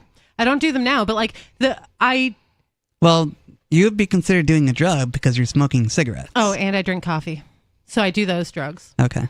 Some are more acceptable than others. I do the ones that I can buy at the store. Okay. Except for alcohol, I don't do that one. Yeah. But that's all DARE did for me. It didn't make me think that drugs were bad. It Okay. made me think that some of these drugs sound like they're not bad at all, and that I could probably take them and enjoy them. A lot of them aren't. And some of them, it did, like, it kind of told me that, like, I didn't want to do heroin or meth, but, like, I didn't need DARE to tell me that. I just needed, like, people who do heroin and meth to exist. Crystal meth is To FDA know. approved. I don't want it. I don't care. Just because it's FDA approved doesn't mean it's good for you. It's good for certain things. It's good for ADHD. No, is it ADHD? That's one, yeah. I have ADHD, but I don't take meth. Okay. I just work Do you hard want more at my focus? life. No, I just, Okay. I just try. I just try to focus instead of taking prescription drugs to. Most of the drugs have a usefulness in They very do? narrow cases. Yeah, they do. And if you stay within that scope, you're probably going to be okay. I feel like it's just putting a Band-Aid on a wound, though, and it's not fixing the problem. It's just Well, how do you fix ADHD? you develop coping mechanisms Okay. for it. So you Like, just cope, you just deal you, with it. you make lists and You'll you always have know. it. Yeah. Okay. You always have it. You just Yeah. you have to adjust your life Okay. and how you do things. But I feel like I think that ADHD is just a way to explain the way that some people think and operate. I don't think it's like a real thing. I think everybody's different. Everyone's just different. Everyone has their own set of challenges. And if everyone just takes a drug to deal with their own internal personality and the way that they think and operate, then that's a really drugged up society, Yeah. which I don't think is great. If you're in pain and there's multiple ways to get rid of the pain, Mhm. right? One works better than the other. Maybe. When I got into a car accident several years ago, 2016, like they gave me what's the good stuff? Morphine? No, it wasn't. Well, they probably did at the hospital. Above Vicodin. Percocet. No, that's sort of. Whatever the one above Vicodin is, I can't even remember the name. It's an opiate. Okay. There's a lot of them. Yeah. Well, I mean, it's a well-known one that I'm just spacing on the name at the moment. But they gave me, they gave me a handful of this stuff to like deal with the pain. Mhm. And then, we went back to the hospital to get a checkup. And, my mom was like, hey, give him the good stuff. And the doctor went, well, no, we're going to give him the Vicodin. Mhm. Vicodin's good enough. And my mom was like, Vicodin's not going to work. It doesn't do anything. She's right. Yeah, it doesn't. Yeah. That was the problem. Like they gave me painkillers that didn't work. And so, I took the Vicodin, because I was in pain. And like 2 hours later, I was still in pain, couldn't sleep. Right. And I took the other stuff, the other opiate, whatever's in Percocet, but the good stuff in the Percocet. Oxycodone? Yeah, that's it. Oxy. That's the stuff. Oh, OxyContin you Yeah, probably got. whatever it was, Which yeah. is different. Yeah. Okay. But the Oxy. And I take the Oxy right? And like, not only am I not in pain, I'm relaxed. Mm-hmm. I feel good. Like I'm at ease with the Oxy. Yeah. And not in pain. Yes. With the Vicodin, complete pain. Mm-hmm. Right. With the THC and the CBD oils and whatever. Right. I slept, but I wasn't able to function like if I took the oils. Right. So I'm like, well, if I'm going to like operate in society pain free, right, I want Oxy. Well, but pain is not your normal operating mode inside of yourself. Yeah, like but an ADHD or whatever is. I had chronic pain after Yeah. the accident. Mm-hmm. Still kind of do. Me too. Like I had Yeah. brain surgery when I was 25, and they put me on painkillers and stuff for it, and I Right. took it until I could operate without the painkillers. But I'm in pain every day. I wake up every day all messed up. I don't take painkillers. Like I just stretch and like massage my muscles and And I you had the know. doctor ask me, he's like, what are you doing for the pain? I said, man up. Yeah, And he's like, right. well, that's one way to deal with it. Just white knuckle it through life. Right. But I don't want to do that permanently. No. That's a long time. It is a long time, and like I do wonder what it's going to be like when I'm 60. Yeah. I'm going to be a broken. But I take this one person. little opiate, right? And I'm good. I don't know. I'm like, I can do things. I can do things that I can't do normally because I'm in too much pain normally. But eventually, so you get used to these things, these drugs, to help you get through the day, and you have to up your dosage and up your dosage. Yeah, and up I'm your not dosage. addicted. I'm I just don't saying, take it. like, Yeah. but that's how it works. If you were to take it on a consistent basis, you end up having to take more and more and more and more. Yeah. And the way that the medical system is set up now too, they will eventually be like, we can't give you any more. And in fact, we think that you're a drug addict, and we're going to shut you off. And Yeah. now you're in massive crippling pain. But there's there's cannabis proponents that would say like, oh, just take the cannabis and get off it. And it doesn't work. No. It's not as good. No. Like there's a spectrum of how good I feel, Uh-huh. right? And the least amount of pain and the most at ease was on the best opiates, available from a pharmacist. I think that structurally, because there are things I can do to make myself pain free for a time, and I Okay. think that structurally you can heal your own pain. Okay. I don't think that opiates are necessary forever, but I don't know. I'm not 60 yet. Maybe when I'm 60, I'll change my mind. Yeah. Maybe I'll be in pain all the time and be like, I can't handle this. And maybe I'll be like, what kind of opiates are you getting, Rich? So I can ask my doctor. Again, it's the oxys. Yeah. If you're going to ask for oxy. I don't think and I've hope ever, they give it to you. I don't think I've ever been in chronic pain, so I don't really understand that. But at the same time, I've had painful situations and wanted some painkillers, but I usually don't take painkillers if I can avoid it. Mm-hmm. I was on crutches a couple weeks ago because it just flared up. Yeah. Huh. I didn't do anything. I'm not active because I'm in chronic pain, and it just flares up, and I can't walk. Yep. Right. And then I'm in pain on the crutches, and then I don't take it as much as I should because man up. Right. My boss goes like, do you want like an aspirin? I go, no, it's just pain. Like I don't need it. I'm going to choose to suffer through this. Mm-hmm. But at some point it gets so great, and I go like, aspirin's not going to work. Right. Vicodin's not even going to work. But I know what does. Yeah. I'm not going to try anything else because I know what works. Yeah. See, Just give me that. I get it because I know I also have chronic pain, but Yeah. I don't take something for it. Instead, I Man up. No, I do pressure points and Okay. I try acupuncture. Not acupuncture, but I have this hook, shepherd's hook type of thing. Okay. And I shove it into the muscle and I pull as hard as I can and yeah. I win against the muscle that's having the problem. Okay. And then just deal with it. Or I lay on the floor and crack all my bones. Yeah. That's a lot of effort. It is a lot of effort. I swallow a pill. It is a lot of effort, but I don't want to be dependent upon something because what if you can't get it anymore? And then you don't know the coping mechanisms. Like what if there comes a day where you can't have it anymore and then you're in such a state of chronic pain that you don't know how to mitigate? Well, then you deal with it at the time. But why suffer for 40 years, on the off chance that I might not be able to get it 40 years from now? If I can no longer mitigate the pain on my own, I would probably rethink it and take something. Okay. But for now, I have found ways to deal with it and get through the day. And so that's what I do. Yeah. And again, I'm lazy. Right. I don't. Is there a shortcut? Let's take it. Yeah. We do have a call. Dave Ridley in New Hampshire. Hi, Dave. Hey, folks.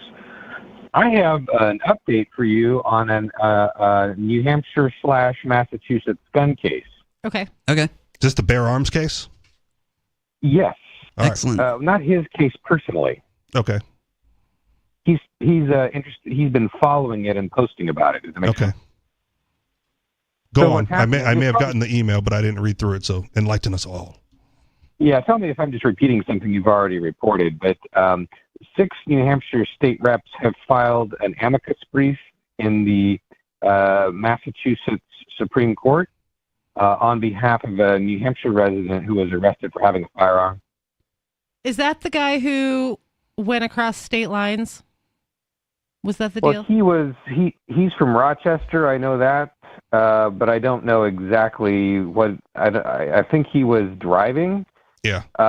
And they found a firearm in his vehicle. Yeah. For those listening, there's weird places in New Hampshire where, depending on where you are in New Hampshire, you have to go into Massachusetts to get there conveniently. Yeah, because the states are all wibbly wobbly on the Yes. borders. Wibbly wobbly, yes. Yes. And the roads just align that way. Also wibble wobble. Yeah. Yeah. Even a mall. It's like a mall in New Hampshire where if you like circle the parking lot, you're in Massachusetts for a period of that time. Uh-huh. So this amicus brief, what are they claiming, Dave? Well, they are making several claims. First of all, there are 2 free staters among the 6 who have been part of filing this brief, and they're arguing that it, obviously that it violates the guy's Second Amendment rights because anyone can read the Second Amendment. It's really obvious that everyone's got the right to keep and bear arms anywhere, and it's not supposed to be infringed. But of course, that's probably been done before, so they're making other arguments. They're arguing, quote, by collecting about $10 million a year in fees, the government is materially incentivized to market and to impose its licensing scheme upon all persons for all purposes, even those to whom it does not apply, unquote. Okay. I feel like they have a better chance with the second because I feel though, I mean, we're all in agreement on the words of the Second Amendment and how it ought to be applied, but the Supreme Court precedent has already been decided, and unless they're going to walk that one back like they've done with some others recently, they're allowed to attenuate those rights, right? So you're allowed, but you got to go through the process. And so in Massachusetts, you're allowed. You can keep and bear arms in Massachusetts. You just got to go through the process.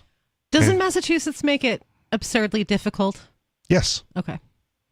That's part of it. Yeah. Right, but That's you're part still of the allowed. process. You're still allowed. And Yeah. it's just a process. Mm-hmm. Like you can get a non-resident carry permit in New Hampshire if you're a New Hampshire resident, or in Massachusetts if you're a New Hampshire resident. But you got to fill out the form. You got to go down to Massachusetts. You got to pay the fee.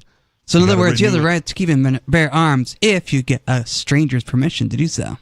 Yeah, and again, my favorite gun law state is like Vermont because they don't have anything. But Vermont isn't very conducive to traveling out of Vermont. Yeah. Because without a license, there's no reciprocity in any of the other states. So what are you going to do?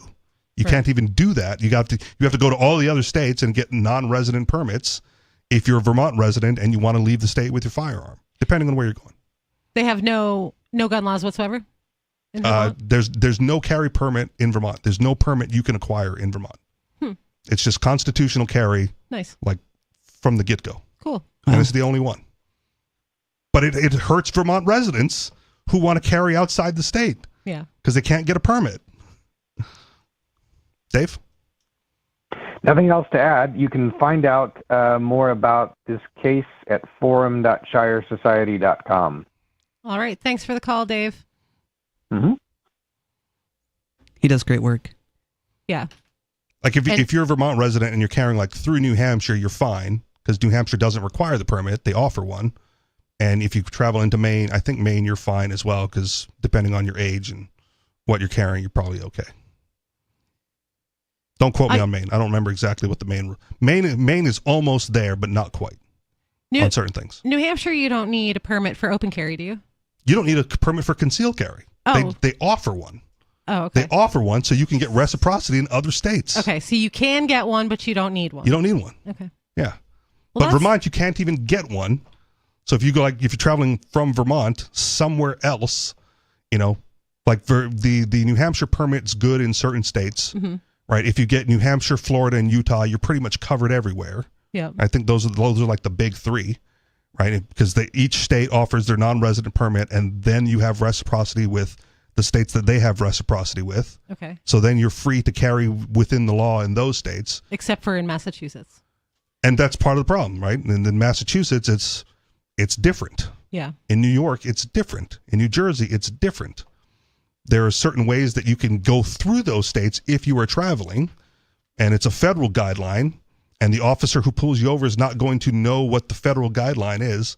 Is it FOPA? FOAP or something? I forget what it is. I don't know. Sounds I close. wouldn't know either. Okay. It's close to that. I don't remember the full acronym. But it's a federal guideline that tells you how to store your gun and ammunition while traveling through states. I would not trust doing that because they don't know the laws. The cops don't know the laws. Well, yes. So you're going to get pulled over. They're going to search. You're going to get arrested. Right. And then you're going to have to say, hey, I was following the federal guidelines, and the prosecutor ought to drop the case. Yeah. You have to go through a bunch of nonsense. How are you going to drive through New York if you want to take your firearm with you on vacation to, Pennsylvania or whatever? I don't know what the route is, but you get what I'm saying. Yeah. We tried to avoid New York when we drove from Arizona to New Hampshire, and it's not doable. You can't avoid New York. You can't get there from here. Yeah, you can't. Yeah. You can't not go through New York. It's just in the way. It's prohibitively difficult, to say the least. Yeah. Yeah. So if you were carrying were you carrying firearms? I mean, if you don't want to admit we weren't. Okay. If you were, how are you going to get there from here? Right. It's going to take you months to get whatever permit New York has, and you're going to do that just because you're in New York for 8 hours? Just to move. No one's going to do that. Yeah. We weren't even we were just driving through. Right. We're not staying in New York. Which is why the federal guidelines exist. And as long as you follow the federal guidelines, you ought not get into trouble in the event that you were pulled over. Mm-hmm. One would hope. One would hope. Right. And so this New Hampshire resident who was traveling through Massachusetts, right, if he was aware of his, surroundings and where he was in the state, should have been following the federal guidelines to how to travel through Massachusetts and get your firearm from hither to yon. Mm-hmm. Right. Like there was there again, I don't remember all the specifics, but there's, gun competitions and sessions or whatever in Massachusetts. Right. And people from all over the country attend these gun competitions in Massachusetts. Well, how do you get your ammunition and your magazines and everything into Massachusetts? Yeah. For this gun competition? Well, not everyone's going to have the permit for Massachusetts, so you got to follow the federal law and get it onto whatever property and then, take it back with you. Well, and like you said, like a lot of the roads here are wibbly wobbly. And so how do you even know? Sometimes you might not even know that you're in Massachusetts. Yeah. Well, as a gun owner, these are things you have to know. If you're going to be traveling through a state that you don't have a permit to carry in, right, the responsibility is on you to either follow the federal guidelines for that part of the route, right, or to, if you have to get there from here, in Massachusetts, from Rochester to wherever, through Massachusetts, and you're going to do that for work on a regular basis, right, you ought to follow the laws in Massachusetts to avoid situations like this. So you have to know all the borders because the borders here are so crazy. No, you don't have to know it all, but if I know my work route goes through Massachusetts and I'm traveling on that route 5 to 6 days a week, right, well, and what I if want you're to not? What if you're not going to work? What if you're just out going somewhere, like to a friend's house or to an event somewhere, and you carry? Yeah. You open carry and you have it on you. You make a wrong turn, you end up in Massachusetts. You make a wrong turn, you end up in Massachusetts and just happen to get pulled over. Yeah, right now you're SOL. Right. But hopefully this amicus brief and the laws will change. But right now, you're SOL and it's on you. You got to know these things. It's crazy. And if you don't know it, look it up. The laws are available. Yes. Well, see, the thing is that the citizens are required to know more of the law than the police are, which is a problem. It is a problem. It's a huge problem. We can't know all the laws. If you're traveling under the federal guidelines, you should be fine, but the cops don't need to know, apparently, because they'll just arrest you anyway. Yeah. 603-283-6160. Free Talk Live.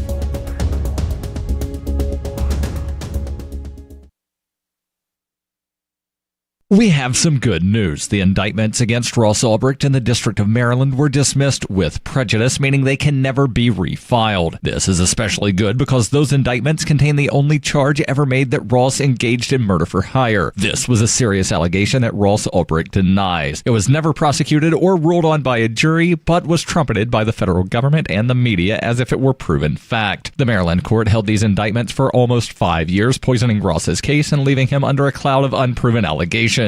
As explained in Ross's appeal to the Supreme Court, the fact that the judge used these allegations to give Ross a draconian sentence of double life without parole violated his Sixth Amendment right to a jury trial. Judges are required to issue sentences based on convictions decided by a jury, not unproven allegations never even charged at trial. Although this is a positive development, the dropped indictment will not set Ross free. Now, a presidential pardon is Ross's only hope of freedom. Sign the petition at freeross.org. freeross.org. France's left-wing coalition is projected to win a surprise victory in the country's snap election. The new Popular Front is on course to win the greatest number of lawmakers but falls short of having a majority in parliament. The results were a shock after the far-right National Rally Party won the first round of voting last week. Ross Cullen reports. Jubilation on the left, disappointments on the far right. They had been leading the pre-vote polls and they won the first round of France's general election last week. But they are now set to finish third if the exit poll projection is right. They were lamenting the performance. They said that they had been undone by dangerous electoral arrangements. That was the words of Jordan Bardella speaking a bit earlier on Sunday evening. He was criticising the deals done between the centrist government and the left-wing opposition, who refused to field candidates against each other to try to reduce the risk of the anti-far-right vote splitting, and that strategy seems to have worked. At least 4 House Democrats have called on Joe Biden to drop his re-election bid during a virtual meeting with Minority Leader Hakeem Jeffries, according to US media reports. The president has been facing growing concern about his mental fitness following his stilted debate against Donald Trump. This reporting is likely to cause concern in the Biden camp, as the 4 Democrats who've spoken out are also the most senior Democrats on several key House committees, among them Gerald Nadler, the ranking Democrat on the Judiciary Committee, and Adam Smith, the top Democrat on the Armed Services Committee. Their calls came as 81-year-old Biden publicly showed no signs he was considering dropping out. He continued campaigning on Sunday in the swing state of Pennsylvania, which included a stop at a black church in Philadelphia. And Moscow celebrates Family Day as the Kremlin enforces traditional family values. This has become one of the core nation-making ideas in modern Russia. Dasha Chernyshova has more from Moscow.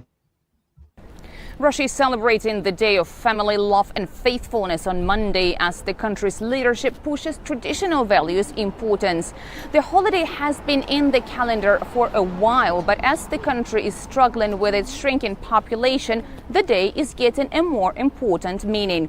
It is also known as the Day of St. Peter and St. Fevronia, the Orthodox patrons of marriage. 2024 has also been declared the Year of Family in Russia. Russian President Vladimir Putin said the main purpose of the family is about having children and preserving centuries-old history, culture, identity, and national character, all rooted in the family. Traditional family values have become one of the core nation-making ideas, especially as a counterweight to the Western liberal ideas in the society. So the officials in Russia are expected to further give priority. You can stick it to the man and big tech. Join our FTL social mastodon at social.freetalklive.com.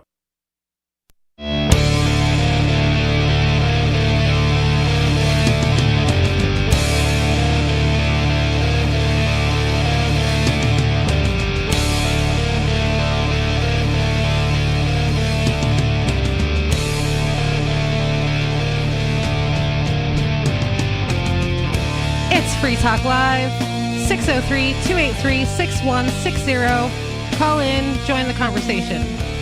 Free Talk Live is brought to you by LibertyMinded.com. Official Free Talk Live gear like t-shirts and hoodies are available at LibertyMinded.com. Plus, you'll find a unique collection of cool and funny Liberty-oriented clothing at LibertyMinded.com. That's LibertyMinded.com. You had asked me before which item I wanted from LibertyMinded.com, Yeah. and I have decided I want the circular reasoning shirt. Okay. That's a great shirt. It's fantastic. You heard it, LibertyMinded.com. What's your size, Lori? What's my size? Yeah. Like it's for a t-shirt, medium. Medium. Yeah. All right. We'll see if one magically appears in the studio. Ta-da. That'd be cool. Dun, da, da, da. That would be cool. That'd be really great. So I don't have anything else to talk about the cops who want to be cool, because that's it, really. They just think that spending all this money to be cool is rational, which tells you what they're doing with these police budgets. It's it's rational to them. I mean, it's rational to them, but it's still a PR move, if you will.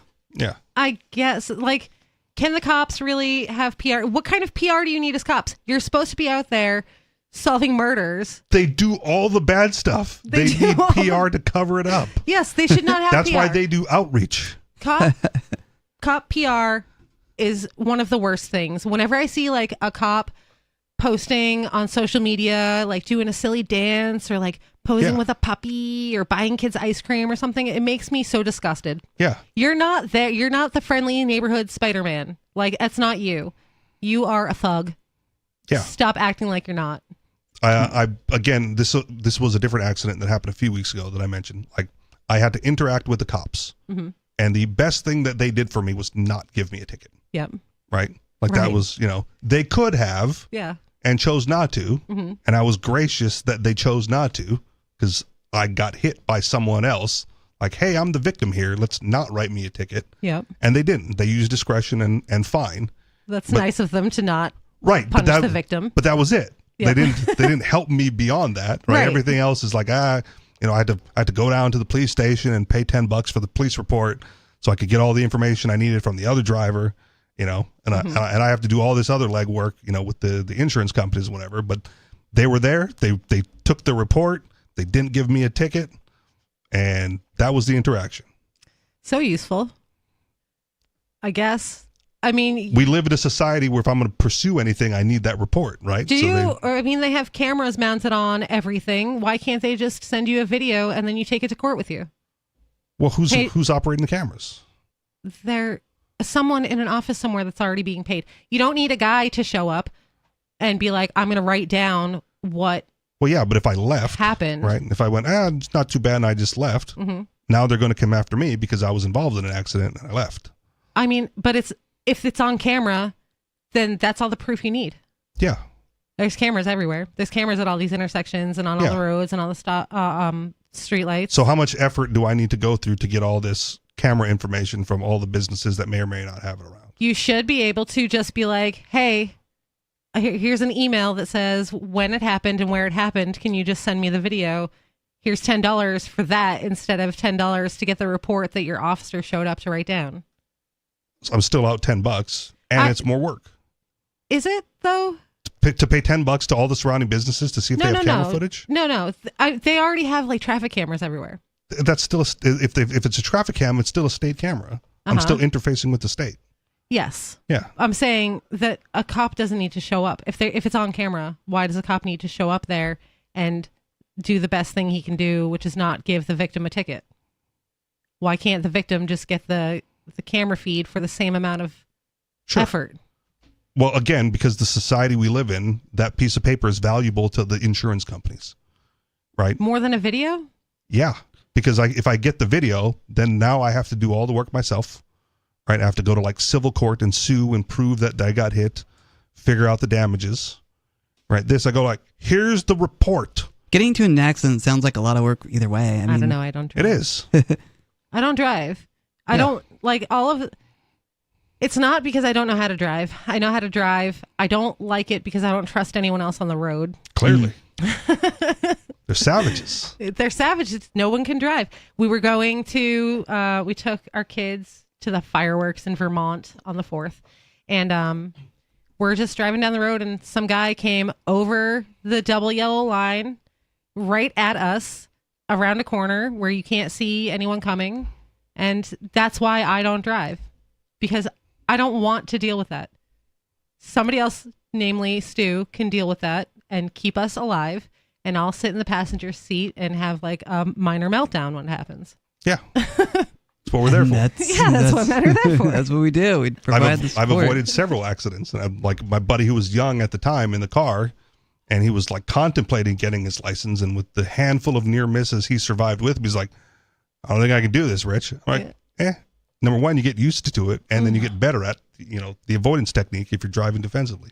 I don't think I would ever get used to people driving at me, like head on over the double yellow line. I will every time just be like, No. It's not, it's like my stomach falls out of my body and I don't want to not be in control when that happens. See, yeah. I don't want to be in control when it happens either. Because, like, what if I make a mistake? Stu is very calm. I trust him. Yeah, good. Yeah, I trust him It's to do it. It's a male thing to do. Yep. I was very calm as well through the whole process afterwards. Because, like, why would I get fired up? There's no reason to. Because what if you don't what if you don't do it right? What if I don't do what right? If you don't avoid the accident right? Well, then you get into an accident. I clearly got into an accident. Yeah, right. Exactly. I don't want to. I don't want to be the one that did it. I don't want to be the one that didn't do it right. Okay. I mean, I did as much as I could, like, once the accident happened, to not make it worse. I absolve myself of the responsibility of avoiding the accident, because I know that I'll, like, for the rest of my life, I'll be like, you remember that one time? Like, I'll be going to bed and I'll be like, remember that one time that you put all your whole family's life in danger by not avoiding the accident, right? Yeah. I've been hit several times, right? I've never hit anybody. Yeah. Like, I'm fairly confident in my normal, average, everyday driving skills, right? But you can't account for other people. That's why you have to have situational awareness and pay attention to what's going on as best you can. Driving sounds like a lot of work. I'm glad I'm blind. Yeah, you should try it, Riley. I should, shouldn't I? We'll take you to like an open field. Let's do it. Take him to New Mexico, to Albuquerque, and then he'll fit right in, because apparently nobody there can drive. So We'll just point you at Sarah and see who wins. She's going to move out of the way. Yeah. But, having a car, driving, that's just a level of freedom that I'm not giving up. I can go anywhere I want, whenever I want. I've been all over the country, all by myself, without driving. All right. I've taken planes and trains and buses, and you're on somebody else's schedule. So that's I am not on someone when else's. you want. It's true. I am on someone else's schedule, or like gotten a ride from somebody. But I have been all over the country. That's fine. And I said, the caveat was wherever I want, whenever I want. Yeah, maybe not whenever I want. Within a certain time frame. I don't want to be on someone else's schedule. If I want to go, I want to go. I want to go now. See, I'm a little more like, it's fine. I'll get there. That's fine. So yeah, it was reasonable for me to just go whenever it was going to happen.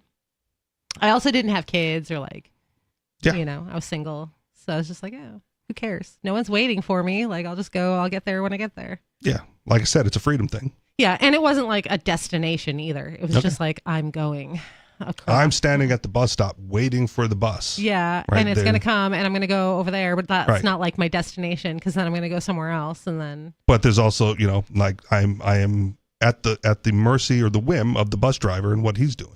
Yeah. So this is true, because there was one point I was on Greyhound and they overbooked the bus and they dropped us off in Baltimore at the bus station, at the Greyhound station, at like 2:00 in the morning. And that was probably the most terrifying place I've ever been in my life. Wow. It was gross and scary, and I'll never go to Baltimore again. It was awful. They were just like, they didn't give us any warning. They just pulled up in Baltimore and were like, everybody out. We overbooked the bus, so you got to go and figure out where you're going next. My car is never overbooked. It has never happened, I'm sure, to you. It was terrible. So, I mean, that is an advantage. Sometimes I think like, it'd be nice to drive, but I really don't want to. I don't want a license. I don't want to go and ask. I didn't say anything about a license. So drive. I don't want to. So the thing is, too, is like I have kids. So I have to think about if I don't have a license and I go drive and I get pulled over and the car gets impounded or I get arrested or something for driving without a license and my kids are in the car with me and Stu's at work, then what's going to happen to my kids? And they're going to go and get sent into state custody until someone can pick them up. And so they're going to go down to the police station and sit there until Stu gets there. Maybe. Like that's the most likely scenario. Maybe. Okay. Then they'll open a case because your kids were at the police station. Like they like to open child protective cases for any reason they can. It seems. It does seem that way. My son's mom was under the influence at one point in time and took him on a joyride when he was a baby because I wasn't around much after that. But I got a call, like on my cell phone at 2, 3 o'clock in the morning, and it was a cop. He goes like, "Hey, is this kid in the backseat yours?" I go, "Probably." I was asleep. I had no idea they were gone, Yeah. And so I had to go down, they waited at the scene of the accident or wherever they arrested her. I had to go down, put him in move him from one car to the other, and then go to the bank ATM and get bail money and then go pick her up from the police station. There was no CPS call. There was, that's good that they didn't abuse, their custody of the children at the moment. I'm saying there's likely scenarios and there's things that, you can fear if you want to. I mean, I do. I'm responsible for these little people and their safety, and I want to make sure that they're safe. Right. And so for me, taking them out on a drive if I don't have a license is not a thing that I'm willing to do. That's fine. So, I mean, I don't want to get a license because I don't want to go and join that system that I've successfully stayed out of for my whole life. Like, I don't have a license. I don't have a job. I don't have credit cards. I'm just kind of I'm not part of the whole system as much as you can be. And, but Stu is. Yeah. So that's another thing that I don't think activists realize. And I had this dynamic with my ex, right? Because she was always like, "I don't want to do what you do." And I said, like, "You can't do what I do because someone has to interface with the state. Right. And that's your job. Like, I'm going to do what I do. And then you have the bail money to get me out of jail when I eventually get arrested." Right. Right. Like, you have the things that I can't do. When we travel, right? Who has to rent the car? She does, because she's got the license and the insurance and all that. Right. But who drives the car after we leave the lot? Me. Yeah. Right. Like, there's for a long period of time I had a license and my car wasn't registered and I didn't have the safety inspection. Right. You could do one but not the other. You can have a registered car and no license, or you can have an unregistered car and a driver's license. Because if you don't have either, then you're going to get pulled over and they're going to take everything. Right. Right. So while, right now my car's got the Montana registration, right? So the registration's covered. Don't need the safety inspection. I live in a state where you're not required to have insurance. So I don't need the license. I just do the driving. I didn't know that you could have one or the other and not they won't impound your car. Well, if they pull me over without registration, they're going to write me a ticket for driving without registration. And then they're not going to arrest me. They won't arrest you. But if you have neither, then they'll arrest you. Then they're going to impound the car and arrest you because you can't be on the road. Right? I'm not saying this is legal advice. This is like if you're going to avoid it. Right? So I had the license. I didn't have the registration. If there was a cop behind me, I made a right turn. Right. Because I don't want him to see that I don't have a registered vehicle because I don't want the interaction. Right. Right. But now I got to circle the block every time there's a cop around.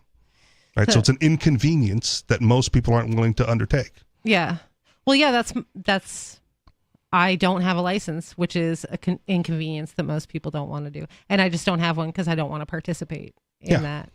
And also I don't want to drive. And they won't give me one because I don't pay my fines for not having registration, not having insurance, or not having a safety inspection. I guess it's not true that I don't want to drive because I am fine with driving if I live not in the city and I don't have to drive on a highway or an extremely busy road. Back roads are fine. Small town roads are fine. I'll drive. It's when you get, people crossing the divider on Route 9 going 65 miles an hour head on at you. So you have a 130-mile-hour collision. Yeah, that's why you shouldn't be on your phone when you're driving in those cases. Right. Because you have to be able to make split-second decisions that may or may not save your family's life. So I just try not to do it. I just try not to go. Okay. Sometimes that's one way to live. Sometimes I'll just go the long way to wherever because I don't want to get on the highway with people who can't drive. Yeah. So I just leave earlier. I dated a girl who didn't want to change lanes. Just get me in the lane I need to be in later on. And it's the longest route there because you won't pass any cars that are going slower than you need to. Passing because lane changes are too difficult. They're too scary to do. Lane changes are fine. All that's fine. I don't want to be head on. Like, and I'm also okay with like 1-lane highways where you're going real fast. If there's like a division, it's when there's other people coming at me that can just cross over and smash into me with no warning. I don't want to be in that situation. Yeah. All right. So I just don't. That is a choice you can make. Indeed it is. And I choose not to. Oh, wait, I don't have that choice. I don't. I mean, you're still choosing not to drive. You could choose to drive. I guess you're right. I could choose to drive. It probably would be a bad choice. But Yeah, I wouldn't get to my destination or get anywhere safely. I don't know how to run a vehicle very well. And Yeah. I can't see. Well, but if you wanted to, you could find a field and just have fun in a car. Sure. Right? Yeah. I think, didn't you say somebody let you drive once? Oh, yeah. I've driven a couple times, but never on streets, though. Because if you were to get on the busy street, the streets. likelihood is you would cause the accident and then you would be liable. Yeah. It just makes more sense. It's in your rational self-interest not to drive where there's other people to harm. Right. But on track, an open field, right? Who cares? Yeah, who cares? Have at it. In the cemetery. That's Sure. where I was taught to drive. Was Really? In the cemetery, yeah. I mean, you can't hurt a dead person. True. They're already, It just they're feels already a little like desecrating graves if you're driving in the cemetery. You're right. I don't agree with revering the dead anyway. They don't care. They're dead. I mean, were you doing burnouts on the headstones? Of course. No. Okay. No. It would be fun for Riley to be like a rally driver because they don't know what's coming either. That's why they have the co-pilot. Or like in a demolition derby. Left, medium. Yeah, you could do a demolition derby. That could be interesting. That would be cool. Yeah. And then like Good call it on doesn't the matter which demolition way derby. you're going. You're achieving the goal. Just keep it in reverse. Yeah. Like the what was it? The captain was going to take you on some bumper cars or something. That would have been fun too. Yeah. That'd Same also be idea, fun. slower speed. Mhm. So there is this other story that me and Richie both had for show prep, so we should Means we probably have talk to about do it. Yeah, we have to do It's it. the rule, the This is- unwritten rules of Free Talk Live. This is from the Olive Press. Spain's new porn passport is coming this summer. Heavy users will receive alerts, but will they really be cut off after 30 sessions? Well, it's going to be numb after 30 sessions. So. I mean, in a row, yeah.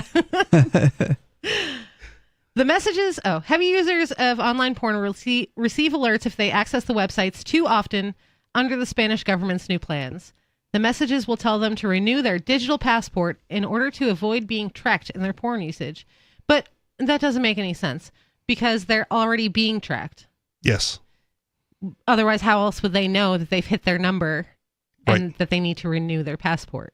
I mean, this article's in Spain, but there's a whole bunch of like U.S. states that passed laws that now Pornhub isn't available in, Yeah, allegedly. because they need to show ID, Because you got to show ID. which is absurd. Yeah. It's so I don't want people to think like, oh, this is like one of those weird European things. Something similar is already happening here. Yeah.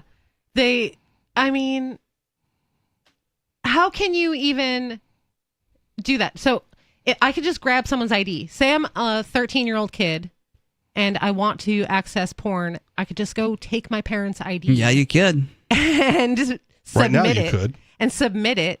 But if you get into the biometrics where you have to like face identify to Yeah, get back if you on had the to face site. identify.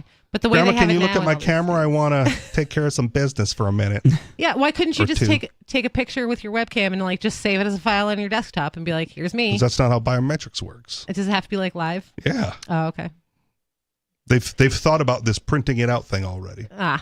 Well, they just print things out themselves. They just print out fake money. So I thought maybe, the rules were universal. Governments don't obey their own rules, Lori. You should know this by now.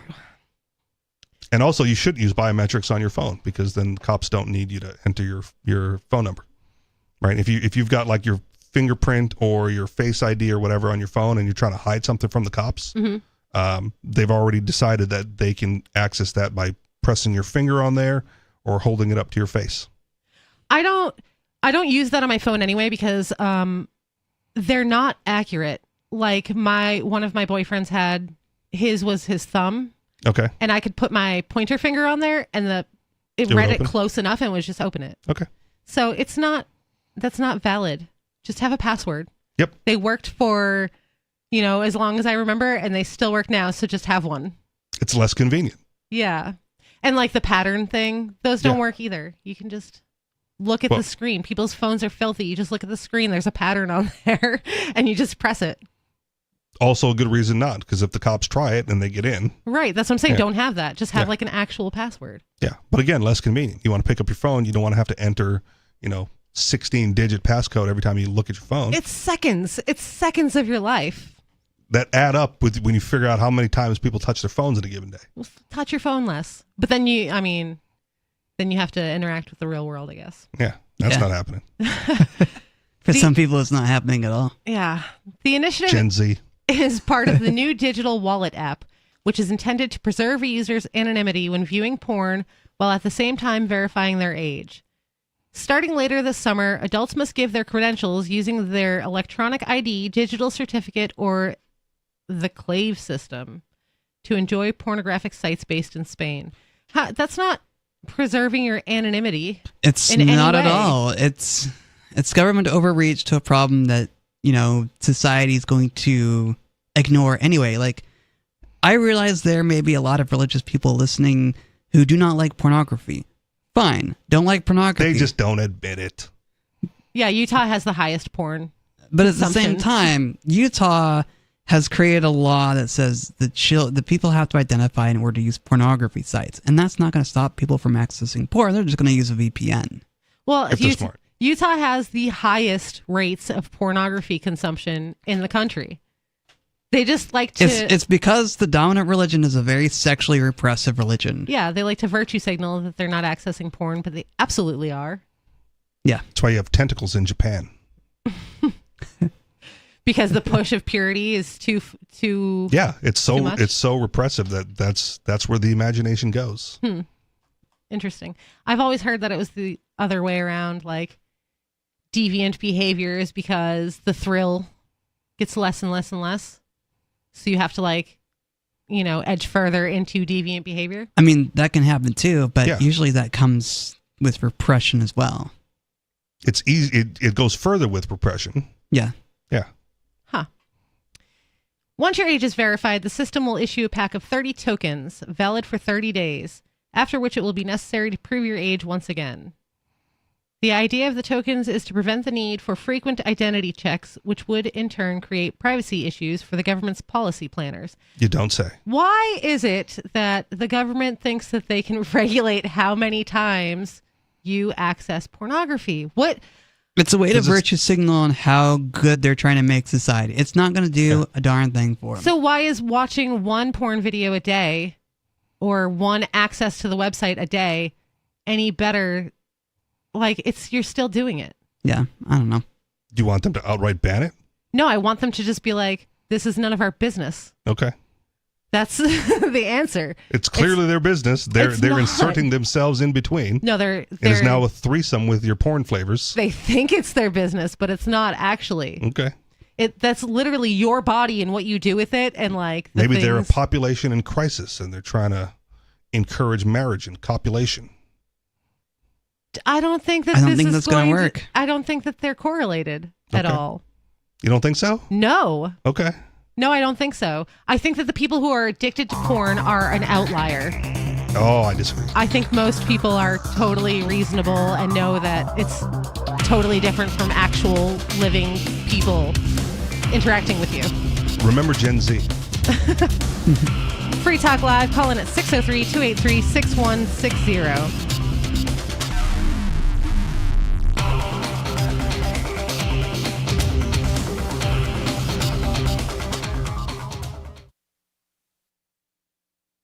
It's probably your second biggest investment, especially lately. I'm Holland Cook with Inflation Hacks.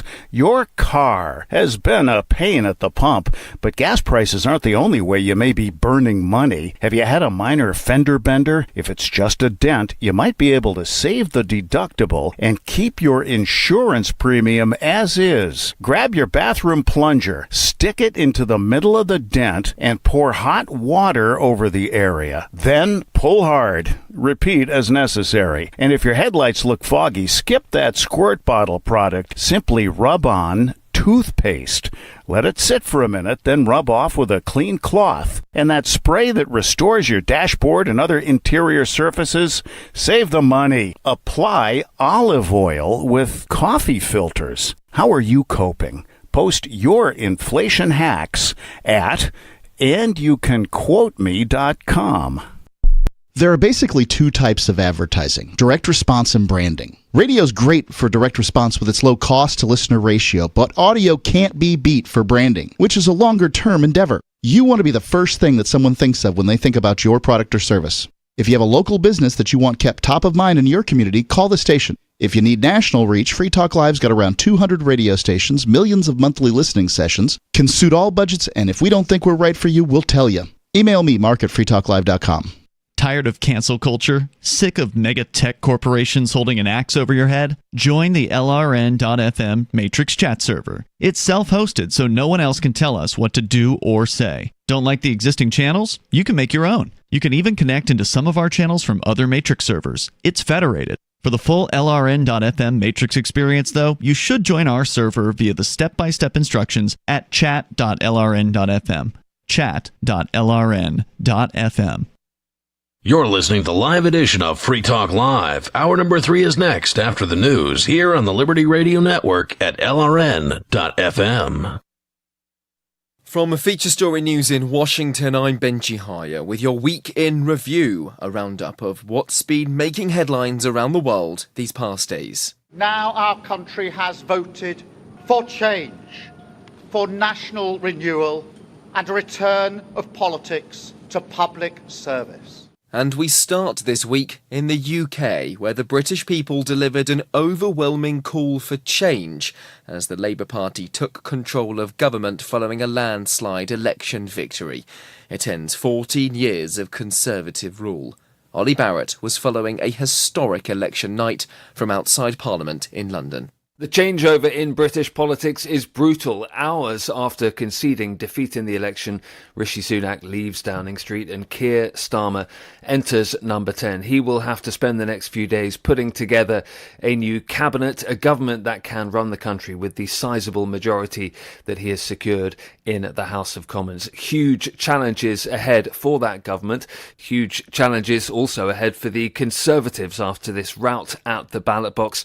Some in the party think they've abandoned their base and should turn right. Others think they've abandoned the centre ground and should move in that direction.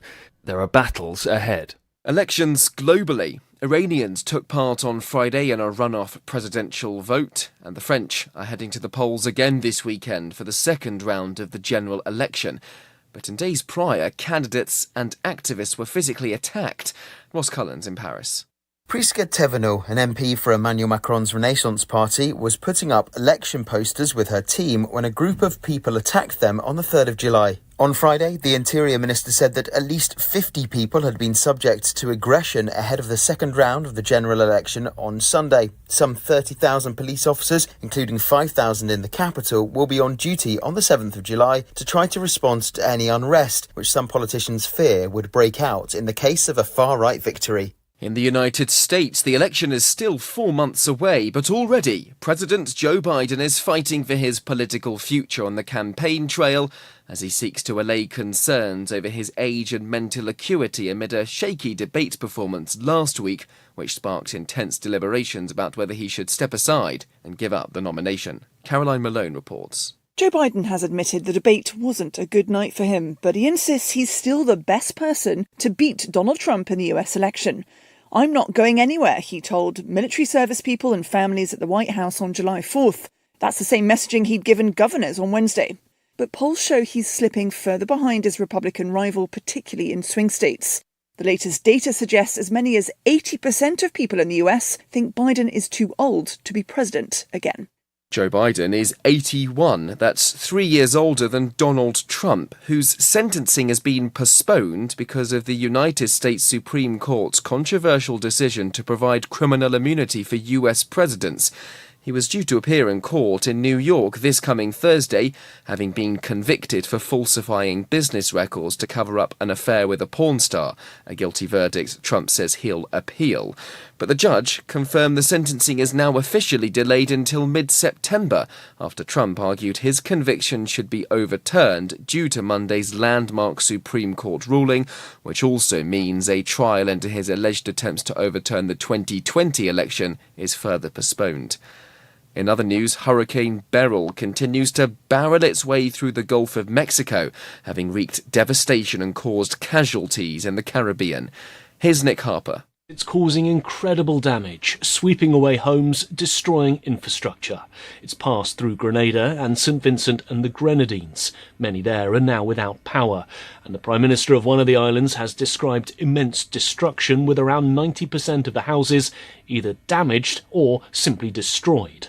The World Meteorological Organization is warning that Beryl is setting a very dangerous tone for the upcoming hurricane season.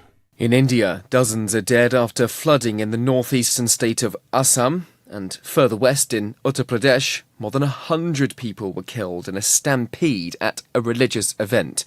Police have made arrests.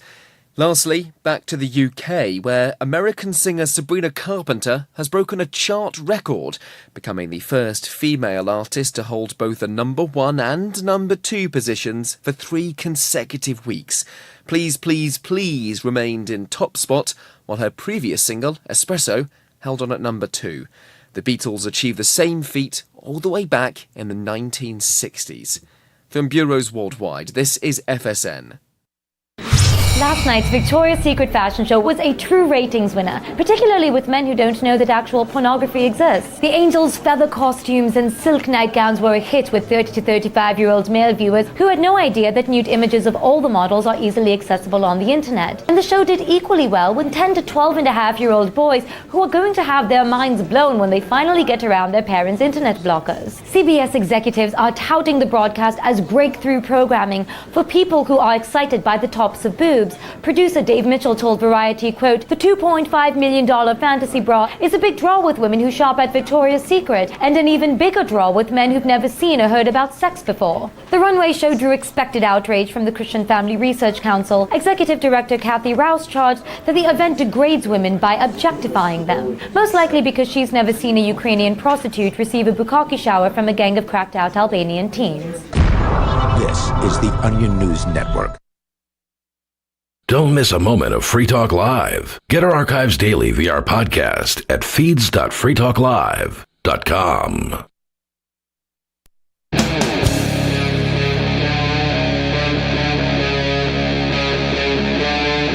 Free Talk Live.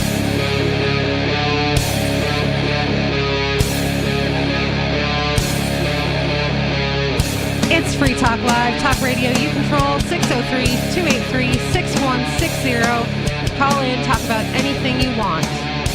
I would like to thank Eli123KY, who is a silver level amplifier, which means they went to amps.freetalklive.com, and AMPS stands for Amplify, Market, Promote, Support. Advertise, market. Advertise, market, promote, support. I was mostly almost right. And if you would like to help support us too, you can go to amps.freetalklive.com and become a supporter. Thank you, Eli123KY. We are going to go to the phones to Sarah in New Mexico. Hi, Sarah. Thanks for the show. Yeah, it was on the news that, you know, those taxi services that are actually city buses, it's known to be like really successful. I don't know what that is, like a shuttle? And they're going to have all cars all completely electric. So this is the bus company also operating a taxi, or is some sort of hybrid? I mean, they should have done this a long time ago. People have always used taxi service. They've always rode Uber. Instead of paying for it, the city bus little van picks you up to where you need to go and bring you back. So it's more of a shuttle. Is it? So it's more of a shuttle, not a taxi then. It's a smaller bus service with more direct routes. It's not in a route. So if you live, what they do is if you live in the area where they have limited bus service, you could use the service. Okay. Okay. And your question is, why didn't they do this sooner? That's correct. Why they make people sit out there for like a whole hour? It only comes there every 50 minutes in the beating sun and the freezing cold. and you have to wait for the bus to get to a grocery store or to shopping, and you got to do the same thing coming back. Then your ice cream's all melted by the time you get home. Did anyone suggest it to them sooner? Well, I mean, probably because taxis already existed, right? I think she's pumped because they're like completely, the city this is completely taxi and it's electric. Yeah. Yeah, it's a city taxi. But I don't know who started it. Was it Oregon or Washington? They started this first. But if you didn't want to wait for a bus, you always had the opportunity to catch a cab. That was an opportunity availed to you. But you have to pay for it. Yeah. Better you than everybody else who's not using the service, Sarah. But this is a free service. This is completely free because our bus went completely free. I'm shocked. It's actually not a free service, though. Yeah, there's no such thing as a free service. Well, I'm just saying it's a community. I mean, it's from a communist perspective. I'm a communist socialist, so this is like a prime example of how communism works.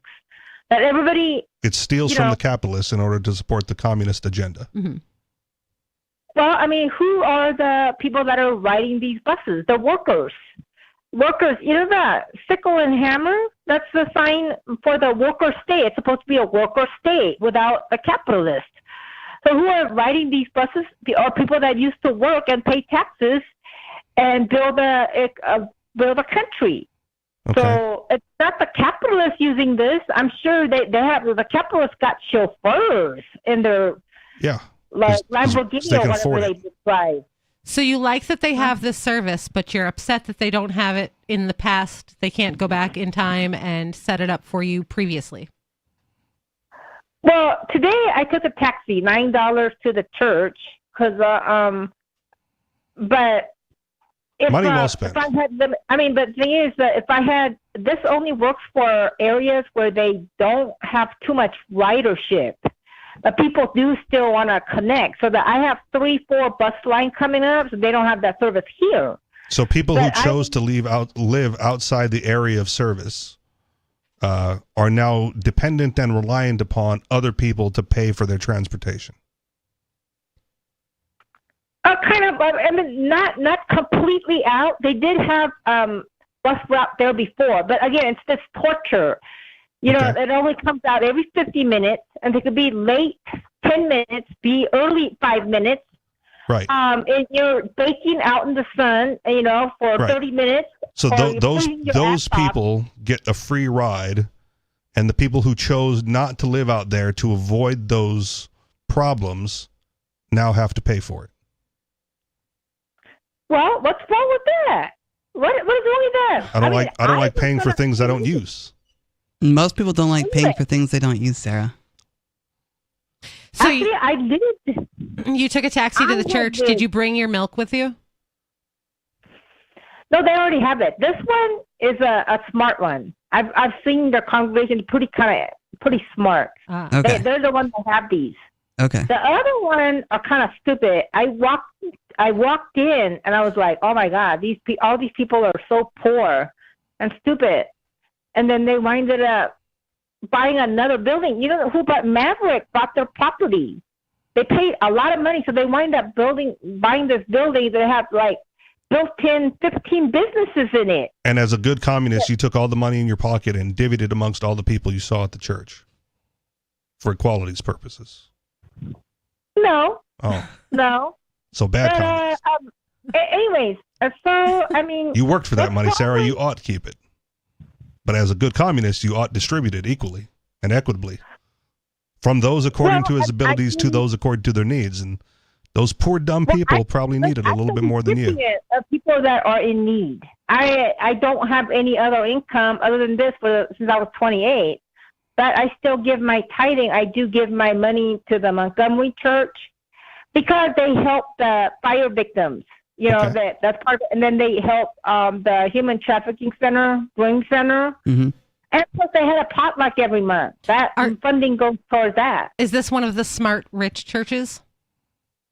Well, I don't know about, I think it's kind of wealthy because they built a brand new building. It looked like it was like $1.5 million building. Those dirty capitalists are taking advantage of Sarah. Terrible Catholics. Doesn't the poor church need your tithings more? That church is not so poor and not anymore because of they bought that building. They went up to increase, but they're still doing stupid things because that's all they know. That's all the dumb thing with the creamer because that's all they've been taught. So the imbalance shifted from one extreme to the other. They were poor and dumb, got all the donations, and now they're rich and smart, and they don't give anything back. No, they're rich and still dumb. Oh, okay.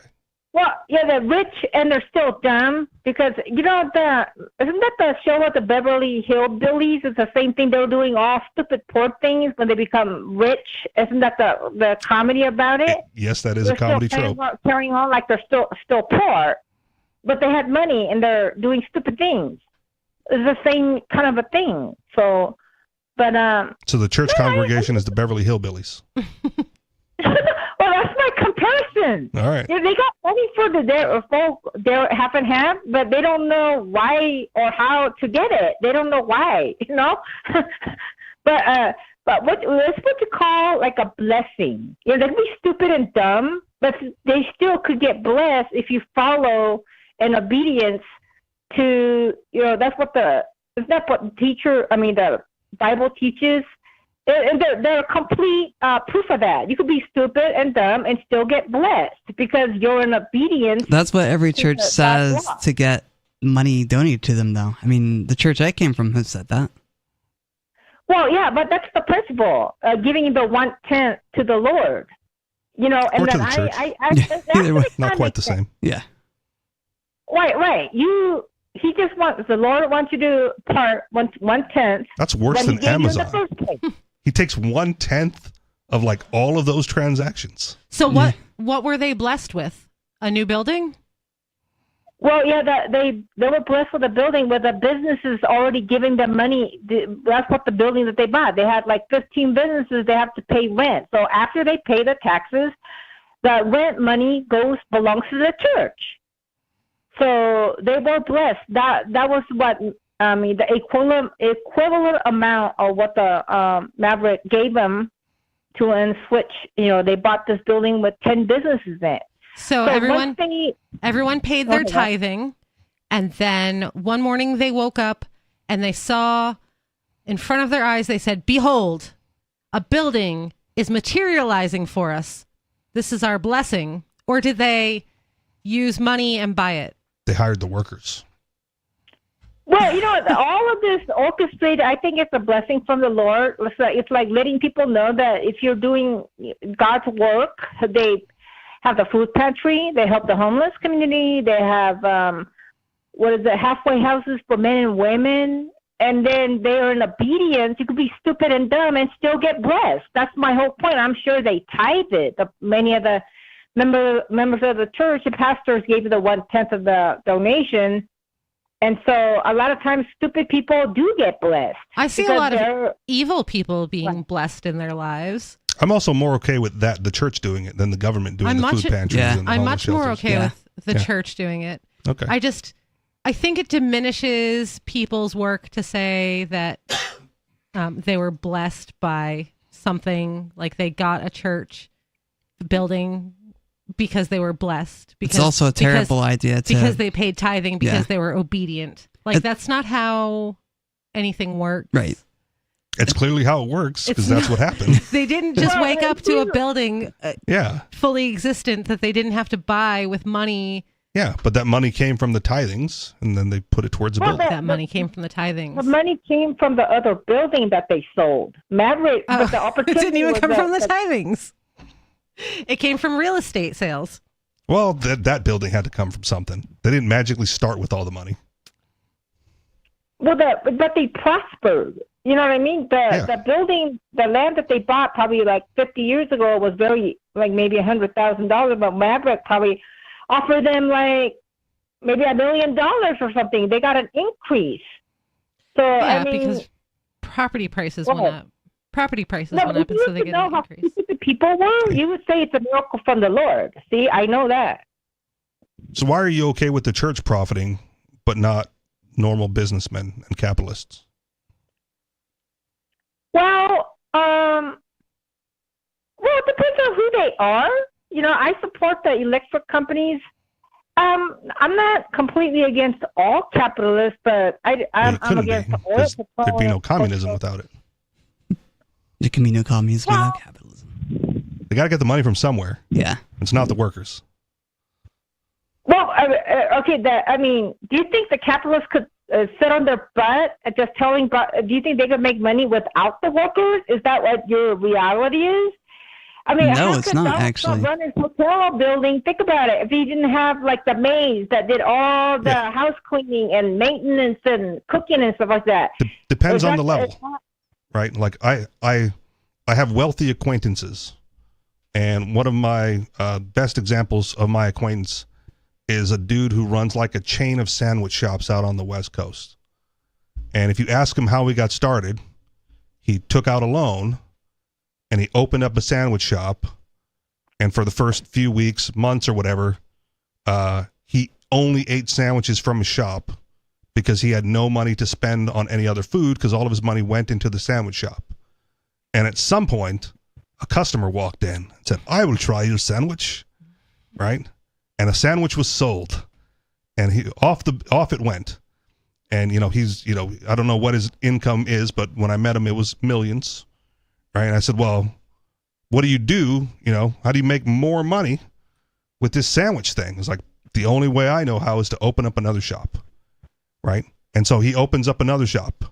So this first shop, right, he took out a loan, he toiled, had to pay that loan back, and then was successful enough to be profitable that allowed him to hire workers, that allowed him to open up other sandwich shops. Right. And when he bought the building for the next sandwich shop, right, that landowner got paid for the land. The workers got paid to build the building. The employees got paid to run it, right? And it's because he toiled for years in a single sandwich shop by himself, right? When someone walks in, he made the sandwiches. He and he alone, right? And now he's able to employ hundreds, dozens, I don't know how many shops he has now. But he was like scouting locations in New York and Louisiana last I looked. So it's much bigger than just a single shop in San Francisco, California. So is he a capitalist or is he a worker? The capitalists always downplay the workers that helped them build them. No, they don't. I just gave you an example. Yeah. He was the worker, Sarah. Is he a worker or is he a capitalist? Well, I don't really know, So, did he transition? How many sandwich shops did it take for him to transition from worker to capitalist? Was it the first employee, the second employee, the second shop? I don't really know. Where do you think capitalists get the money? But I think the capitalists, they prop themselves up to be more than what it really is. Where did they get the money? Society could function with a worker state. I really do think so. Where did the capitalists get the money? From the workers that produce all the work. I just gave you an example of a guy that didn't have any workers producing anything. There's a source. There's like a 0 point in time where that capitalist didn't have anything and then worked towards building something, and then they did. And then they were able to employ the workers, right? What would that sandwich artist be doing? This is not Subway, but I'm just using the term. What would that sandwich artist be doing otherwise if my acquaintance didn't open a sandwich shop? Well, I don't know about that, but I think opportunity cost would dictate that they would be doing something less than working there, right? Because hopefully they're operating in their own rational self-interest and took the best paying job for them. So without him, they would be worse off. Yeah, but is he taking all of the credit? You're saying that the capitalists themselves is like all in all, so that workers are not necessary at all? It could have took like hundreds and... No, he wouldn't be a millionaire with one sandwich shop. He wouldn't be a millionaire with one sandwich shop, but he'd be, like the Korean shop owner, right? They're capitalists. They're fine with whatever income they get for their convenience store on the side of the road with their one location, right? They employ some teenagers from around the neighborhood. exploiting their labor, keeping their excess value. Right? Yeah, that's kind of true, But so every capitalist you're talking about, like, where did they get the money? If you're saying it's the exploitation of the workers, you're not going back far enough in the chain. Someone had to have money, or they had to do something in the beginning to get the startup funds to get as big as they are. And without the person doing that, starting up the business, what are the workers going to, if nobody starts up these businesses for the workers to work at, what will the workers do? They just stand around and work and somehow just collect welfare, work aimlessly and somehow create capital? Is that, like, that's not how that works. Well, like for example, this free city taxi that you don't pay for, it's like a form of a communist system. No, it's not, because it leeches off of capitalist investments. Communists didn't build the taxi, right? They don't have the technology, and it's free because someone else is paying. And those that are paying aren't using the service. Well, that's my whole point. Doesn't it service the community for people that are in need? At the expense of other community members. And that's what imbalanced. That's what we're trying to explain to you, Sarah, is that this service, even though it may be free to you to use, it is still using money from someone else that likely isn't using the service. Yeah. Yeah, instead of, the way you said it is, doesn't it serve the community by serving the people in need? What the sentence should be is, doesn't it serve the people in need? At the expense of the community. And that's it. It only serves the people in need. It doesn't serve the community, because the community is not the people. Like, most of the community is probably not using the service, but they're all paying for it. And would be better off if the service didn't exist and they weren't stolen from to provide it. But it's considered successful. That means successful means that people are utilizing it. People are using it. You know what I mean? That's a weird measure of success. Well, people will use free things until it expires. Most public transit systems run at a deficit. That's not successful. Yeah. People use it, but if it's unsustainable without stealing from people, that's not successful. Well, do you want all these handicapped and senior citizens baking out in the heat for like 900 degrees, dying of heat stroke at a bus stop? Do you think that's things are? Were you listening to the earlier part of the show? I don't care. You were asking the wrong person. You could be the senior citizen that don't have enough money, barely getting by, that need this taxi service. No, I won't, because I'm planning ahead now. And unless something tragic happens, I'll be okay.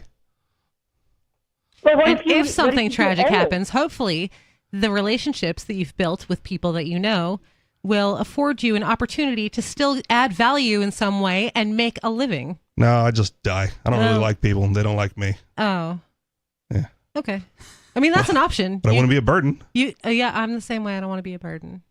But if I can still add value, hopefully. Kill yourself? I mean, do you think that's what God wants you to do in your life? Because you don't want to be, when you become I'm not saying I'm going old to kill myself. You don't want to take stuff from other people? I still don't want to steal from other people. Unless they're willing to steal from me. Like I said, morally, vague. It's a gray area.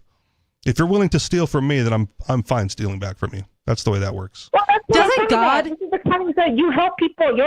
You could pay taxes now. You're helping other people who need help. When you get older, other people help you. I don't want to help them. Of community. Doesn't God tell you not to covet your neighbor's things?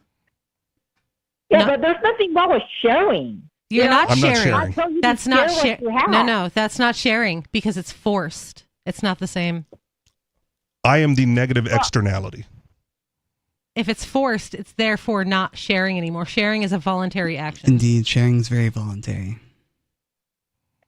Well, anyways, that's how things are going here, and it's going to be all electric vehicles, and people are really happy. I'm glad people are happy. Some people are happy. The ones getting stolen from to pay for it are probably not very happy. I'm not glad those people are not happy. This is a communist state. As I was telling you, New Mexico is a communist state. We buy the best cookies. We got That's best why I don't coffee. go to Mexico. Yeah. All right, thank you for the call, Sarah. All right. It's Free Talk Live. Call in with anything you'd like to talk about. 603-283-6160.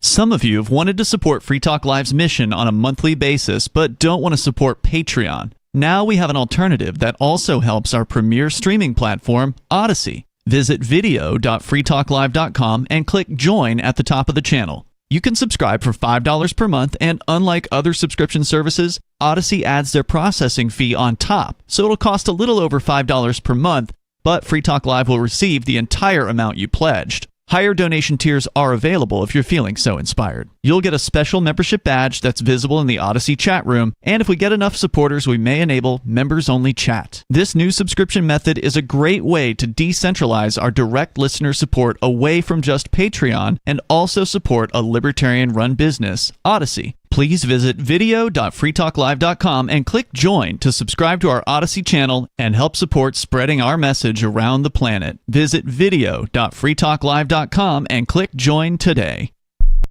France's left-wing coalition is projected to win a surprise victory in the country's snap election. The new Popular Front is on course to win the greatest number of lawmakers but falls short of having a majority in parliament.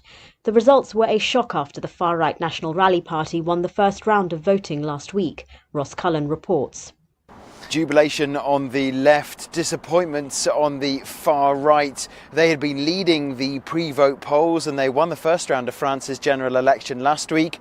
But they are now set to finish third if the exit poll projection is right. They were lamenting the performance. They said that they had been undone by dangerous electoral arrangements. That was the words of Jordan Bardella speaking a bit earlier on Sunday evening. He was criticising the deals done between the centrist government and the left-wing opposition, who refused to field candidates against each other to try to reduce the risk of the anti-far right vote splitting, and that strategy seems to have worked. At least 4 House Democrats have called on Joe Biden to drop his re-election bid during a virtual meeting with Minority Leader Hakeem Jeffries, according to US media reports. The president has been facing growing concern about his mental fitness following his stilted debate against Donald Trump. This reporting is likely to cause concern in the Biden camp, as the 4 Democrats who've spoken out are also the most senior Democrats on several key House committees, among them Gerald Nadler, the ranking Democrat on the Judiciary Committee, and Adam Smith, the top Democrat on the Armed Services Committee. Their calls came as 81-year-old Biden publicly showed no signs he was considering dropping out. He continued campaigning on Sunday in the swing state of Pennsylvania, which included a stop at a black church in Philadelphia. And Moscow celebrates Family Day as the Kremlin enforces traditional family values. This has become one of the core nation-making ideas in modern Russia. Dasha Chernyshova has more from Moscow. Russia is celebrating the Day of Family Love and Faithfulness on Monday as the country's leadership pushes traditional values' importance. The holiday has been in the calendar for a while, but as the country is struggling with its shrinking population, the day is getting a more important meaning. It is also known as the Day of St. Peter and St. Fevronia, the Orthodox patrons of marriage. 2024 has also been declared the Year of Family in Russia.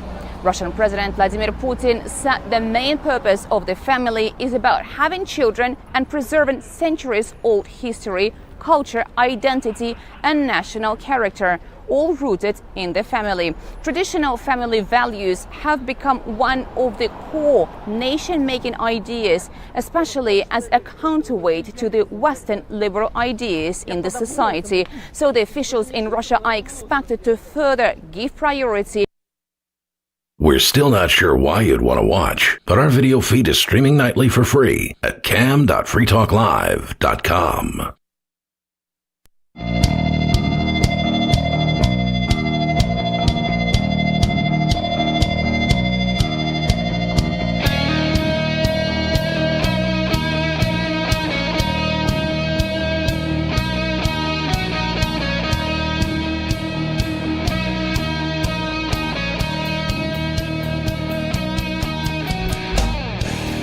Talk Live, 603-283-6160. It's officially unofficial. We've been podcasting since podcasts began, but we're launching a new podcast anyway. Our new podcast is about 30 to 45 minutes.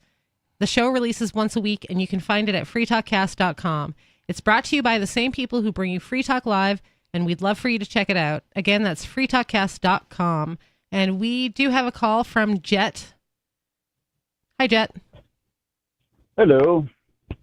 Thought I'd tuned in and heard the word tithing, and I go, whoa, wait a minute. Anyway, you might not know this, but I'm a dedicated disciple of Christ myself. And a lot of people are mistaken on this thing about tithing. So we talked about sharing before and the fact that it should be voluntary. All things, as we know, should be voluntary. Shouldn't be anything that's, demanded of you. But people will say, but if we didn't have a rule that you had to share, then a lot of people wouldn't share. And I'm going, okay, well then let those who will share, and those who won't share, not to share. Yeah, we kind of talked about that during the break, right? Like sometimes there's a reason that you'd want to share because that's what you need to do to like make a friend. And other times you don't want to share because you don't like that guy. Well, since it's Sunday, I thought I'd, and someone mentioned the word tithing, I thought I'd kind of throw in that this whole notion, people are so mistaken about it. And I've been to a variety of churches who promote this concept of tithing, and it's really the way they promote it is completely unbiblical. So it turns out that the tithing thing was for the purpose of feeding the poor, and it's all about food and not about money. As a matter of fact, what's interesting is when the, if you want to call it law, is kind of given about tithing, it was said that you take the tithe to the place the Lord has prescribed and you eat it there. In other words, you, the first 2 years out of every 3 years, were supposed to eat the excess of your, the benefit, the profit, whatever, of your crops, kind of like in a celebration of Thanksgiving. Mm-hmm. I've stumped a lot of pastors in asking them the simple question, what is the year of the tithe? Because the year of the tithe is every 3 years. So if people who think that it's supposed to be 10%, if they split that up over 3 years, of course, there's only 33%. But anyway, then it goes on to say that if the place that the Lord has prescribed for you to take your tithe is too far, you may sell it for silver, and when you get to that place, you can buy anything you wish, including strong drink. And so most of these churches promote all these bogus concepts. So the 10% is a loophole.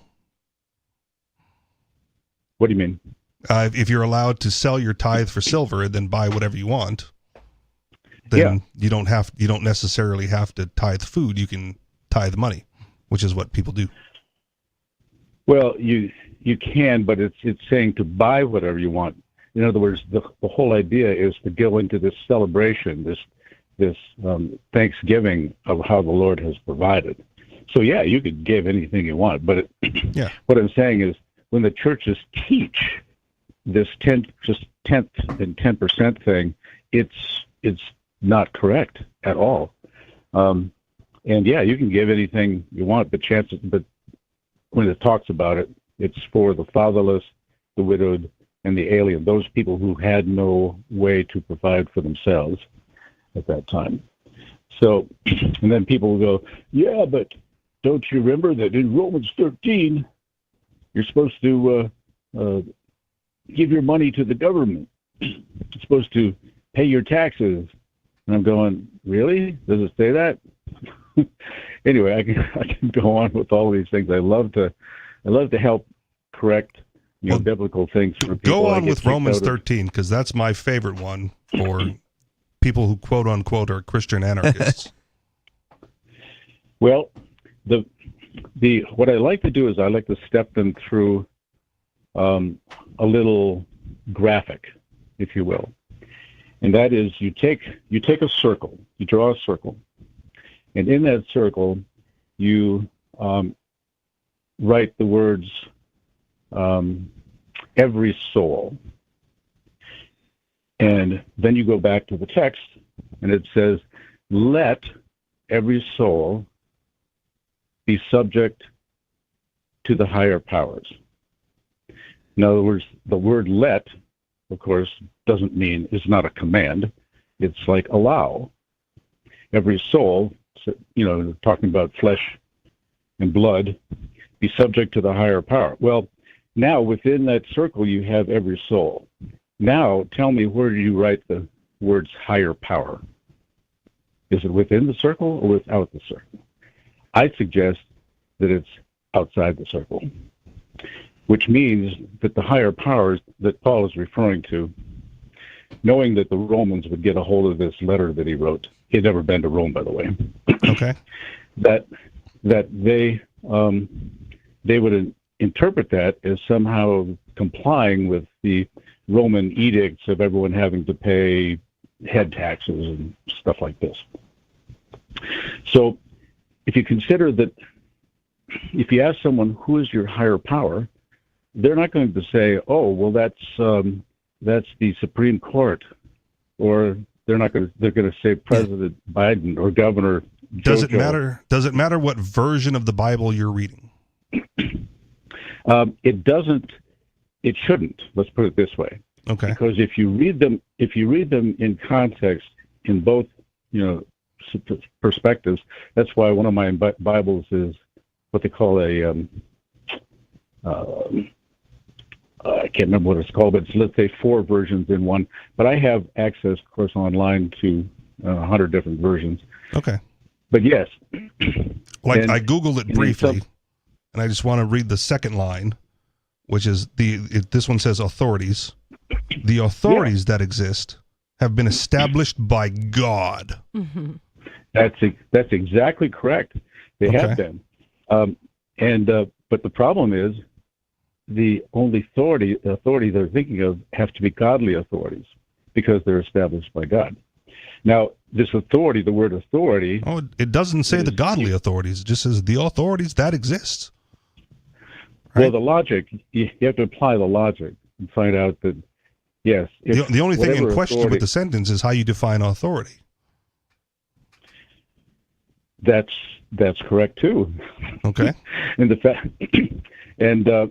What is authority? Because you'll notice throughout the entire text it kind of changes form from rulers to authorities to higher powers to different things. It kind of changes form. Well, it'd be redundant if they were talking about higher power, right? The higher power that exists is established by God, but He is the higher power, right? So you don't have to, you don't have to mention that in the same sentence as God. So we're talking about other authorities other than the higher power. But is it the authorities within the church, or is it the authorities within the government? Oh, good question. Who's the authority? It's the authorities. The authorities within, in my perspective, the authorities within the universe. Jesus, the Christ, the holy angels, God Himself. These are the authorities. And when it talks about government, for example, in some of these versions, you go back to Isaiah and find out that the government is to be established upon His shoulders, referring to Jesus' shoulders. So Paul knew who Caesar was. So he could have said Caesar. He could have said the governors.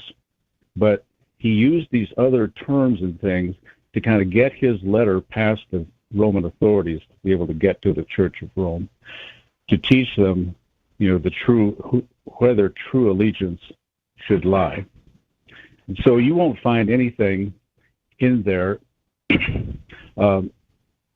that refers to anything other than, let's say, the godly authorities.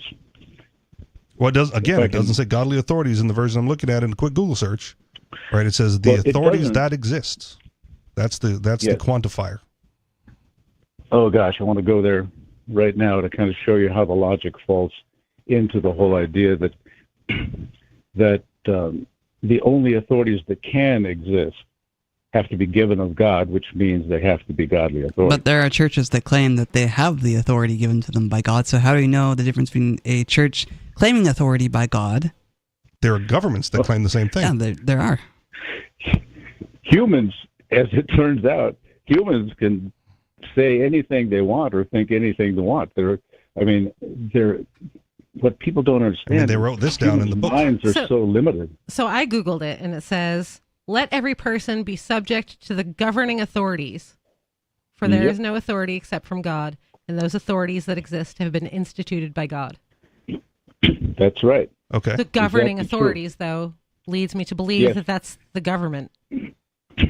Well, that's if you believe, that's if you're under the delusion that the humans can be governing authorities rather than the angels or the Holy Spirit or God himself. I believe that I am my only governing authority myself. So you're godly. So. And each person gets to make that choice. Well, no, the people with the guns make that choice for a lot of us. Mm-hmm. He who has the gold makes the rules.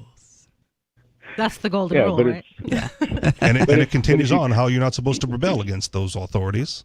I don't rebel against myself too much, usually. If you come at it from a spiritual perspective, rather than, like I said, how much throughout history have humans decreed that they are your authority? But we know the difference. Throughout all of human history. They aren't. All of human history, that has been the decree by those with power against those without. Yeah. First guy to pick up a big rock, I'm sure, was like the guy. Those of us who can think it through know that can't be true because of humans' limited intellect and or power. So you have to defer to the higher powers in all of these different cases. Now, I mean, that rules out the entire book, though, because it's all charge. written by humans. Well, we can go into that. You can't cherry pick and say this one section is because of dumb humans, and then rule out the entire rest of the Bible. Well, a lot of people think that too, but what it does say, it's the gospel and the scriptures are inspired by God. In other words, this stuff that they wrote, and I haven't found anything, and I love to get into controversy with people to be able to show them that there is no contradiction in these words, but that takes a long time. But yes, the people, because I've been on the think website, that the they're in Skeptics authority. Annotated Bible, and it points out all the contradictions. Well, and every single religious text for every single religion has been inspired by that religion's God. Written by humans, though. So they can't all be conflict right. with each other. And they can't all be right because they're all different. Yeah, the main difference, I've kind of looked into all of these different religions things. The main difference is there's only one who, and I know it's written in words again, who has risen from the dead. Now, I personally well, that's not true either. The resurrection story spans cultures. It does. It spans a lot of cultures. Okay, well, like I said, controversies of that kind can take a long time. Let me tell you my situation. I got born again when I was 30 years old. Now, I had been put through a series of situations that just didn't make any sense of how life should go. At one point, I just felt this weight upon my back, forcing me down onto the floor. And I simply said, okay, I give in. I submit, whatever you want from me. And then from that point on, I spent the next 40-some years learning what God wants from me. I will never know all of what it is. But the fact is that I know from experience, from having prayers answered, from observing miracles, from all these things experientially, that the words that were put in front of me for me to understand were true. So each has to make their own decision, and each has their own experience. And you can accept, reject, or make whatever choice you want. Be an agnostic for all your life, and that would be a better place for most people to be initially, rather than simply saying that there is no God. Because obviously, the people who say there is no God, I ask them, have you been to the ends of the universe? Have you feel like you've seen and done everything? Somehow you are all-knowing like God to be able to say that there is no God. And I'm just saying each has to make their own decision. But for me, the words have spoken truth, and for me, I can find no contradiction. I have a boss who was a Calvinist. And who? Calvinist. Okay. And there's a problem there. Whatever. I respect his position more than most, because his claim was that, to become a Calvinist, the Holy Spirit has to speak to you personally, and you get a personal revelation. And so I said, well, that's fine. True, generally. Okay, well, when that happens, I will convert. Right? Well, that is, what you said is exactly right, but the problem with Calvinists is they somehow believe that there's only a certain number of people who have been allowed to experience the power of the Holy Spirit. Yeah. And that's incorrect. That's also fine. Doesn't affect me. If I'm going to be chosen, I will be. And I will also be born again. Until that time, I sit and wait. I'm agnostic because of the same reason that Jet said that you shouldn't say that you don't believe in God. Because have you been to the ends of the universe? Do you know everything? No one sure does. don't. No one does. I'm not willing to make that claim. So I don't claim to know one way or the other. How do you operate, though? What do you mean, how do I operate? I just am a good person. Okay. Freedom and liberty. Well, fine, right? But in my day-to-day life, I operate on the assumption that there is no God, because I have not seen any evidence that there is one, right? And whether there is one or not, he has plenty of time and has had plenty of time to reveal himself to me with evidence that I can see and understand, and either has chosen not to or does not exist. And either of those two conditions, I operate the same in my average every day-to-day life. I operate in the way that it doesn't matter. It doesn't matter if there's a God or there's not a God. It doesn't matter to me. I live my life to be a good person because it is the right thing to do. And if that's not enough, if there happens to be a God, then I don't want to go anyway. It's obviously not enough because God demands your sacrifice and service. Says some guys who wrote it down. Yes. So if there was a higher power, and if they are correct, right, and it does matter how you live your average every day-to-day life. If there is a higher power of some kind, and me being a good person isn't good enough, well, then that's too bad. And if there isn't one, then it wouldn't have changed my life anyway. That is Pascal's wager. I'll just say this. We all believe. No, we don't all, but most of us believe that we're a good person. That we haven't done that much, which is really bad or wrong. But the fact is, we've all failed in some way or another. That doesn't mean that we should be condemned to hell forever. That simply means that we have to acknowledge that we're not the pure and righteous person that we think we are. And once you do that, then that's when the Holy Spirit can come to you and say, okay, you acknowledge that you are not the master of the universe, the grand poopah of all things. And so I will hedge my bets and acknowledge that on my deathbed. Okay. Well, and that's possible too. People can live their entire lives, in their very last breath, they can say, Lord, forgive me, and they will be invited into heaven. Yeah. It's an interesting thing. So that's one of my problems. Is I was raised Catholic, and in Catholicism they tell you whatever you do, as long as you're sorry, then you can be saved, which sounds awful.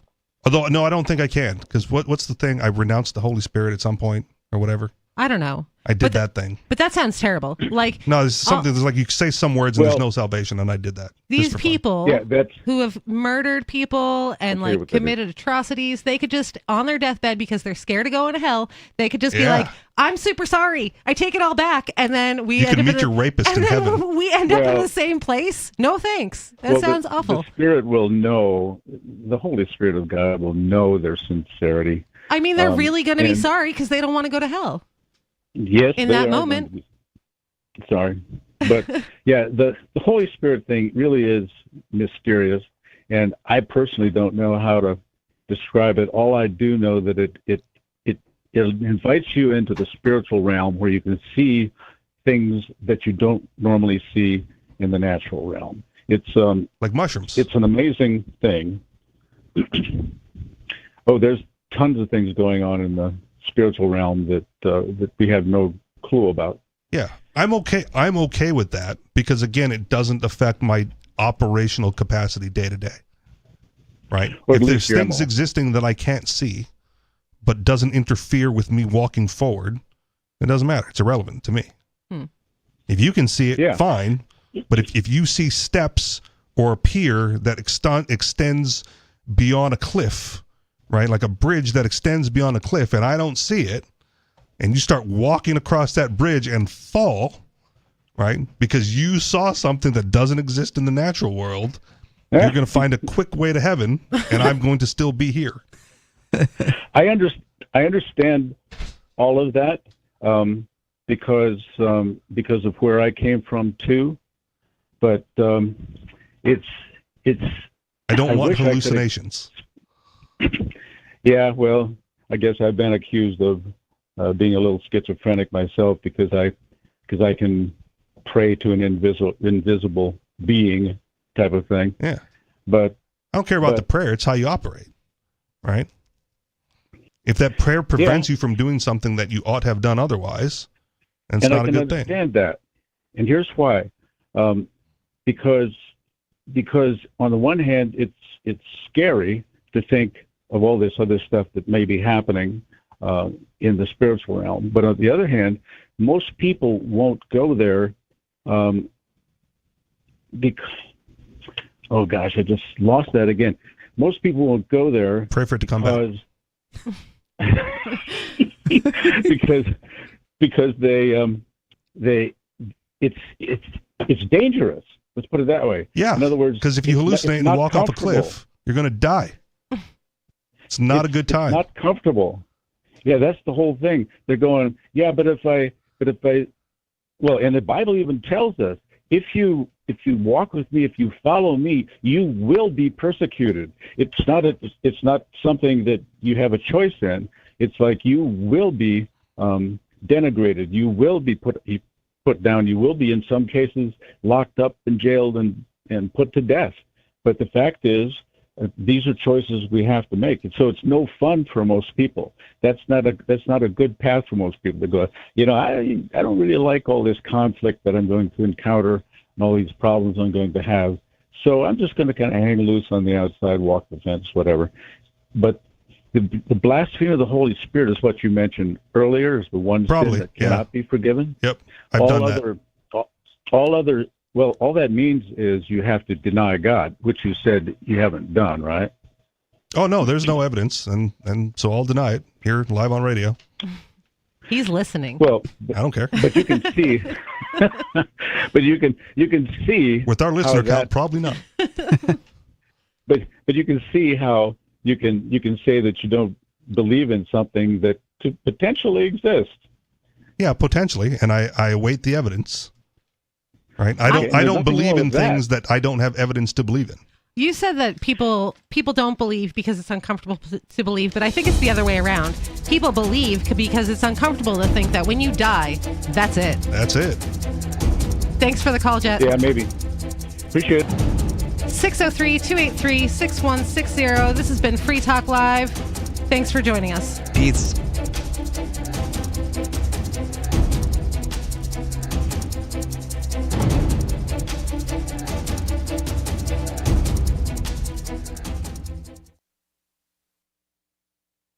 This hour of Free Talk Live is brought to you by Dash Digital Cash. Dash is the cryptocurrency designed to be used for spending. Tired of the ever-inflating US dollar? You can live your life on Dash instead with some handy websites.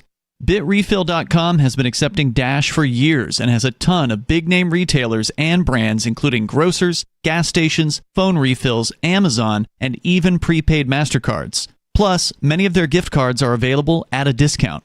But what about paying your bills? Spritz.finance can do that, and they can send dollars to your bank account in case you